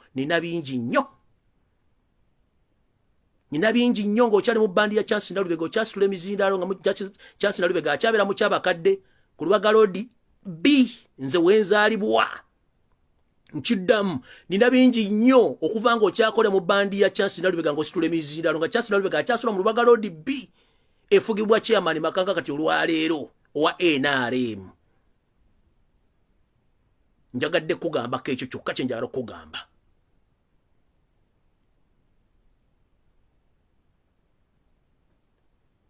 toddangamu kummanyiira era tokiddangamu nekyagulanyi mujja mu kamwako lya ssente zo buulira abantu NRM byegenda okukola so sikumanyira Robert Kyagulanyi Ssentamu he is less concerned about your problems si yakugamba ozale buli kiyeje kyosanzeemu owulidde mukulu buulira abantu NRM byegenda okukola naye gwe bwogenda n'ojja n'ozira Robert Kyagulanyi Ssentamu yakulira ki ekizibu tulina ekizibu n'abantu abamu befuna temuli baganda nga temuli baganda gwe kenyini wano bakubuza kitawo n'omwegaana n'ennyoko wavaayo ne kitawo nalabika ekirala kiri bwe kiti omuntu bw'aba yakusinze aba yakusinze musajja munno bw'akusinga ekigere togiyita njovu nkiddamu musajja munno bw'akusinga ekigere togiyita njovu Robert Kyagulanyi Ssentamu bw'abanga Katonda mu blessing n'abayitako politically, musically, financially, economically, socially mumute. Akuyiseko aba akuyiseeko. Mujja genda otandika okuloga gwe muloga aba yagenda. If someone is blessed, if someone, he or she indeed is blessed, even if you spend billions and billions of money stopping him on all his activities, you are wasting your time. Robert Kyagulanyi Ssentamu is more blessed than any other musician in Uganda. Politically, socially, financially, economically, religiously, the guy is blessed. Kyagulanyi talina muntu gwe yaganye kwata sente gula ekazi 12 kuzimbako nyumba. Kyagulanyi talina musician gwe yaganye kuzimba kalina. Kyagulanyi talina musician gwe yaganye kuzaala baana. Kyagulanyi talina musician gwe yagambye kwegatta mu byabufuzi. Kyagulanyi tabagana ngakukulabirira baana bamwe. Kyagulanyi tabagana kusula mu biwunya, tabagana kusula mu mazzi, tabagana kwegaddanga nga baliko lubaale. Kyagulanyi talina gwe yaganye kukola kintu kyonna.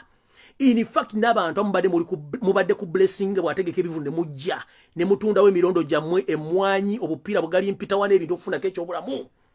Abamufunye fame if it was Robert Kyagulanyi Ssentamu, nobody's going to know you. Nobody will be knowing you right now. You are blogging around, you are abusing Robert Kyagulanyi Ssentamu. Who knew you? If it wasn't Robert Kyagulanyi Ssentamu with the people power, ani andibadde kuwa bargaining power kutuka joli? If I may ask, teri yali akumanyi.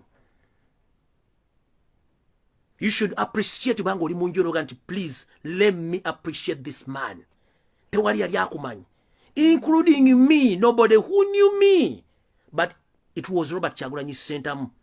Public okujja okummanya. Okitegeera? Abantu amulumba Robert Kyagulanyi Ssentamu si yabaganda okubeera prosper mu bulamu bwammwe. Abale mufuna sente zammwe muzigula mu mmotoka. Bamufuna sente zammwe muzimalira mu loji mbakazi. Bamufuna sente zammwe mugenda Bulaaya kukwana. Bamufuna sente zammwe mugenda zikola mu masabo abala mwafu okuloga kwa bafuukira okuloga. Abala mufuwe emmindi z'abafuukira emmindi. Owulira? Abala mugenda kulaluka kankubuulire ne bw'ologa omuntu nga togenda musanga. Ne bw'onofuwe emmindi ne kuyita mu matu n'eviri ne zimyuka ne zifuka za kyenvu togenda kusanga Robert Kyagulanyi Ssentamu. He is blessed and protected by God. Museveni banakuwa billions and billions of money to fight Robert Kyagulanyi Ssentamu. You want to win him because he's blessed and protected and he is loved. You are paid to abuse him. We are not paid to protect him. All the state machineries and state financed are focused Robert Kyagulanyi Ssentamu. Robert Kyagulanyi Ssentamu, he doesn't even spend a single coin to protect his family and his properties. He's just there on the sake of God. So don't you see the difference between someone who is forcing himself to be blessed and someone who is blessed? Please, grow up. Wake up before it's too late. Eyakusinze aba yakusinze. Ne bw'onookola tona kyogera mugamba. Tona kyogera mugamba. Kyagulanyi ne bw'abanga ina ensawo y'amanda emu n'agitunda asobola okujja mu billions. Gwe ne bakuwalola y'amanda tosobola gijjamu wadde akasente. Kyagulanyi talina buloga gw'asasula mu baba basasula dde babwana emmotoka. Kyagulanyi abantu bazze ku campaign talina gwagulidde mafuta abantu bagasasudde. But let me inform you this last nkubuulire. This man is blessed. Kino kijje kunze. Robert Kyagulanyi Ssentamu 14 agenda fuuka president wa Uganda. Netugenda kulaga. This is my idea kanje kugamba ate ngenda kwapeninga.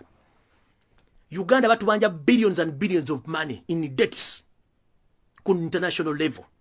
But within the 2 first year banda Uganda kabere mwana muto tugenda kwata sente tusasule debt ya Uganda tugisasule within the starting 2 years Uganda ebere debt free. Buli muntu anasoboka ajja kwata omutwalo 15 abakakade bagenda kawa tusasula abazungu sente zabe zonna tuzimalejo free of charge because of Robert Kyagulanyi Ssentamu and the love jetulina. Nchiddamu abantu be Singapore Malaysia basasula government ye bali bagala bwe yajja mu buyinza. Singapore Malaysia bali bagibanja billions and billions of money mu World Bank MF. Omukulembeze gwe bali bagala bwe yajja buli muntu yakwata sente za Uganda omutwalo gumu ne bazisasula buli mwezi nga basasula omutwalo gumu. Malaysia ne sasula ebbanja mu mwaka gumu ne liggwa. Malaysia tebagibanja kyovula nti ekula eringanga bisagaze edduka. Kye tugenda okukola ku Robert Kyagulanyi to show you that the man is blessed ate tumwagala twagala change by all means. Mwe thinking capacity jammwe kuba wa sente kugenda gula mmotoka kudda mu lodge kulya mayirungi kuzimba matama jobera nti muli mu winter fo bali mu winter tutunda bulungi. Okitegera kyo kibagambye bw'oba yagala Robert Kyagulanyi blessed ezo sente zebabanja government ya Uganda tugenda zisasula within the 2 years term nga tanaweza de myaka 3 mu term tugenda zisasula. Ab'omutwalo ab'ettaano ab'emitwalo 10 abakakadde tugenda zisasula tukulaga nti Kyagulanyi tagenda kujja sente kumuwa musolo musime tusasula mazumbe ganja gabazu tugenda zisasula by all means tugenda zisasula mu myaka ebiri. Ola campaign azitambuzizza nga musibye mobile money sime musibye account sime mukutta abantu campaign ziwedde katugenda kulonda. Campaign tugenda kulonda mwe muli muina sente muine munde mutandise okudduka muddeno mulinga abaliko lubale mudduka tugenda kukola buli ekisoboka. Bino byenjogera mbyogera kubanga njagala change ate njagala eggwanga lyange nzire wanu jano nvuma nvume emirundi 10 I don't care kubanga when I'm fighting for my nation and when I'm fighting for the oppressed people I don't care any kind of abuse. You are free to abuse me but I'm telling you the truth and I know who the hell are you but unfortunately mbale sagala kulumba do kobole. But stop attacking Robert Kyagulanyi Ssentamu.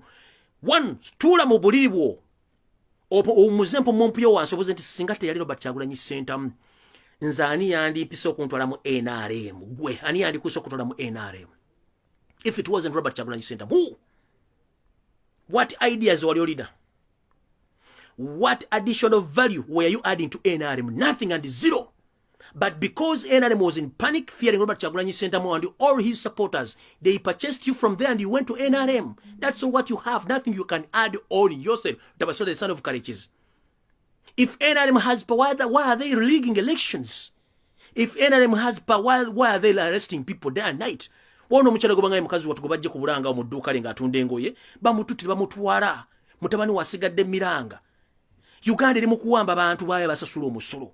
Nemba gamba mwaba NRM muluza temutegeera abantu abali makomere bamaka kwata since campaign zata nkuba Robert Kyagulanyi bajja mbufuzi abo ku Uganda ne economy bakola ebitundu 10 ko 10 abayino sasula omusolo abamba vuga boda abamba ina restaurant abamba ina amaduuka abalaba importing ebintu abalaba kola buli kimu buli lwabera mu komera gwo mu spending ko sera tezotalina songa ate yandi badde ngali mu public atambula economy yandi badde etambula and this is my last warning to yourself Tabasula the son of Courageous and his entire Nkwezenge. The moment you mess up and rig elections, don't blame anybody to the outcomes. And you can't force yourself on people because you are going to mess up the nation whereby economically Uganda is going down. Politically Uganda is going down. Socially Uganda is going to go down.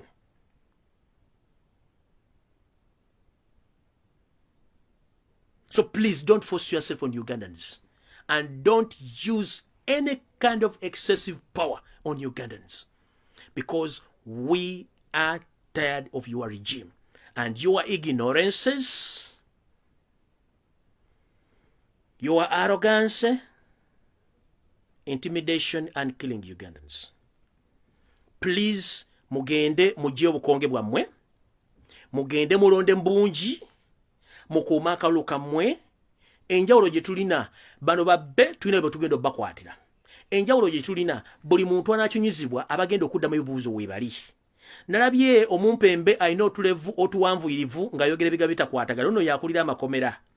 Mukulu Simon Byabashaija oba ye Simon Byabashaija omukulu w'amakomera mmanyi nti one time nawe ogenda kufuukako omusibe ali mu kkomera omwo. Muyina arrogance eyogera mu bannayuganda nga mulinga abalowooza nti ensi mwanjigula. Byabashaija oba Byabashaija oba Byabaki mukulu njagala respecting ekisooka respecting amateeka. Ekyokubiri respect your family. Ekyokusatu twetaaga ebintu ebikulaakulanya eggwanga zani okukola ki okutta abantu. Ojja kuba mu kkomera ng'olina okuddamu ebibuuzo ate ng'olina by'olina okuddamu eri eggwanga n'abantu ba bulijjo. Nze nno sigenda balwisa mukama bankumira takumira mpeera n'akulabako akatono aba akyadde mukkiriza okugenda kwange enswaswa etayanula yereega engalabi kangende mpumuze engalabi yange nga n'obudde bukyali era wetugambira nti Dawudi budde butuuse wetugambira nti nsanze omukadde ejjo byanga anoga ejjobe lye gwe lyo lyakula ddyo ddisiga otandika oddikola kyoddinoga munnange nno atali okutambulira kusibira y'amenvu mundeke nange ngende mpumulemu naye temwerabira ngenda kuza omwezi 14 omukulembeze Robert Kyagulanyi Ssentamu ali ku feature namba 5 mulonda n'emirembe tosaza mu kalulu ka Yosef tobasula mutano wa kale kinzitiki nga Kyagulanyi ne Manvuuli abakulembeze bonna tubalonde tubateke kyenkanye abantu baffe bennyini ababuliziddwawo kitadonye kya Muganda Feseru Nkuuma n'omukyala gwe bakwatidde ku bulange obawambira bamutuwala mama yonna gy'oli tukusabira naye nga tugenda tutandika okunoonyereza baani abakututte n'olwaki bakututte njala kumaliza nga mbagamba nti olwaleero ebadde special edition naye olw'okuba twagala kukyusa ggwanga program y'olwessande ebimuli Mbulange Emmengo ngenda giyimirizaamu mpaka nga tuyingidde ensi ensuubize nkiddamu program eya buli lwassande ey'Ombimuli Mbulange Emmengo ngenda giyimirizaamu antiru nga tuzze mu Uganda empya kubanga nabagambye struggle etandika 14 so omumpembe Karoli Wasanya Charles Peter Mayiga kino kyekikweyibaza nti nkuvuddeko kubanga singa nfuna information ekwatako I'll come back ate sijja kuddira ku Sunday Mbimuli kubanga bagambye I've suspended all Bimuli program of Lange Mengo starting today until we enter the new Uganda when Robert Kyagulanyi Ssentamu is the new president of Uganda so right now tugenda kubeera mu politics kasameme paka nga tufunye gwange pya but Emmengo temugezene mukola ebikolo by'ekisiro mwoza nti neba semba jeka amaaso gange kuwegali mpaka naddala omumpembe Charles Peter Mayiga nkulabula togezane we kubya lubala ataliwo wa kubanga ulwale wo mujja Tanzania na Nigeria nkulaba program y'olwessande ebimuli suspended until further notice nga Uganda eteredde mukitegedde bulungi kubaka tuyina program zikasa mmezi zigenda okujja tumenda okufuna information so may God bless Ugandans step bless mwenna mbagala nyo bana Uganda bino jasinzira okuliza mweberere muti babatisa okufa kumu n'okuzukira kumu tuyinza n'okubanga tuli ku nsi kuno tukubembe ku lutuleekana naye nga mugulu wasinga obulungi nga tuti okufa yesu kola kyabagenda tebakola kitibadda so gwali awo ozambu simanyi tuti okufa waliwo yafudde nadda kubanga tuyinza okuba tulina tukubembe kuno nga gye balagayi wasinga obulungi do you copy so mweberere mu kulwanira eggwanga lyammwe gobayita hero yo muntu walwanira eggwanga lyo ditusawirira okubeera Kyagulanyi rode ye kati yafuka dda hiyo ate tuwagala nga tufuzeeko tulabe embeera empya bwetambula mu Uganda mukama bankumira takumira mpeera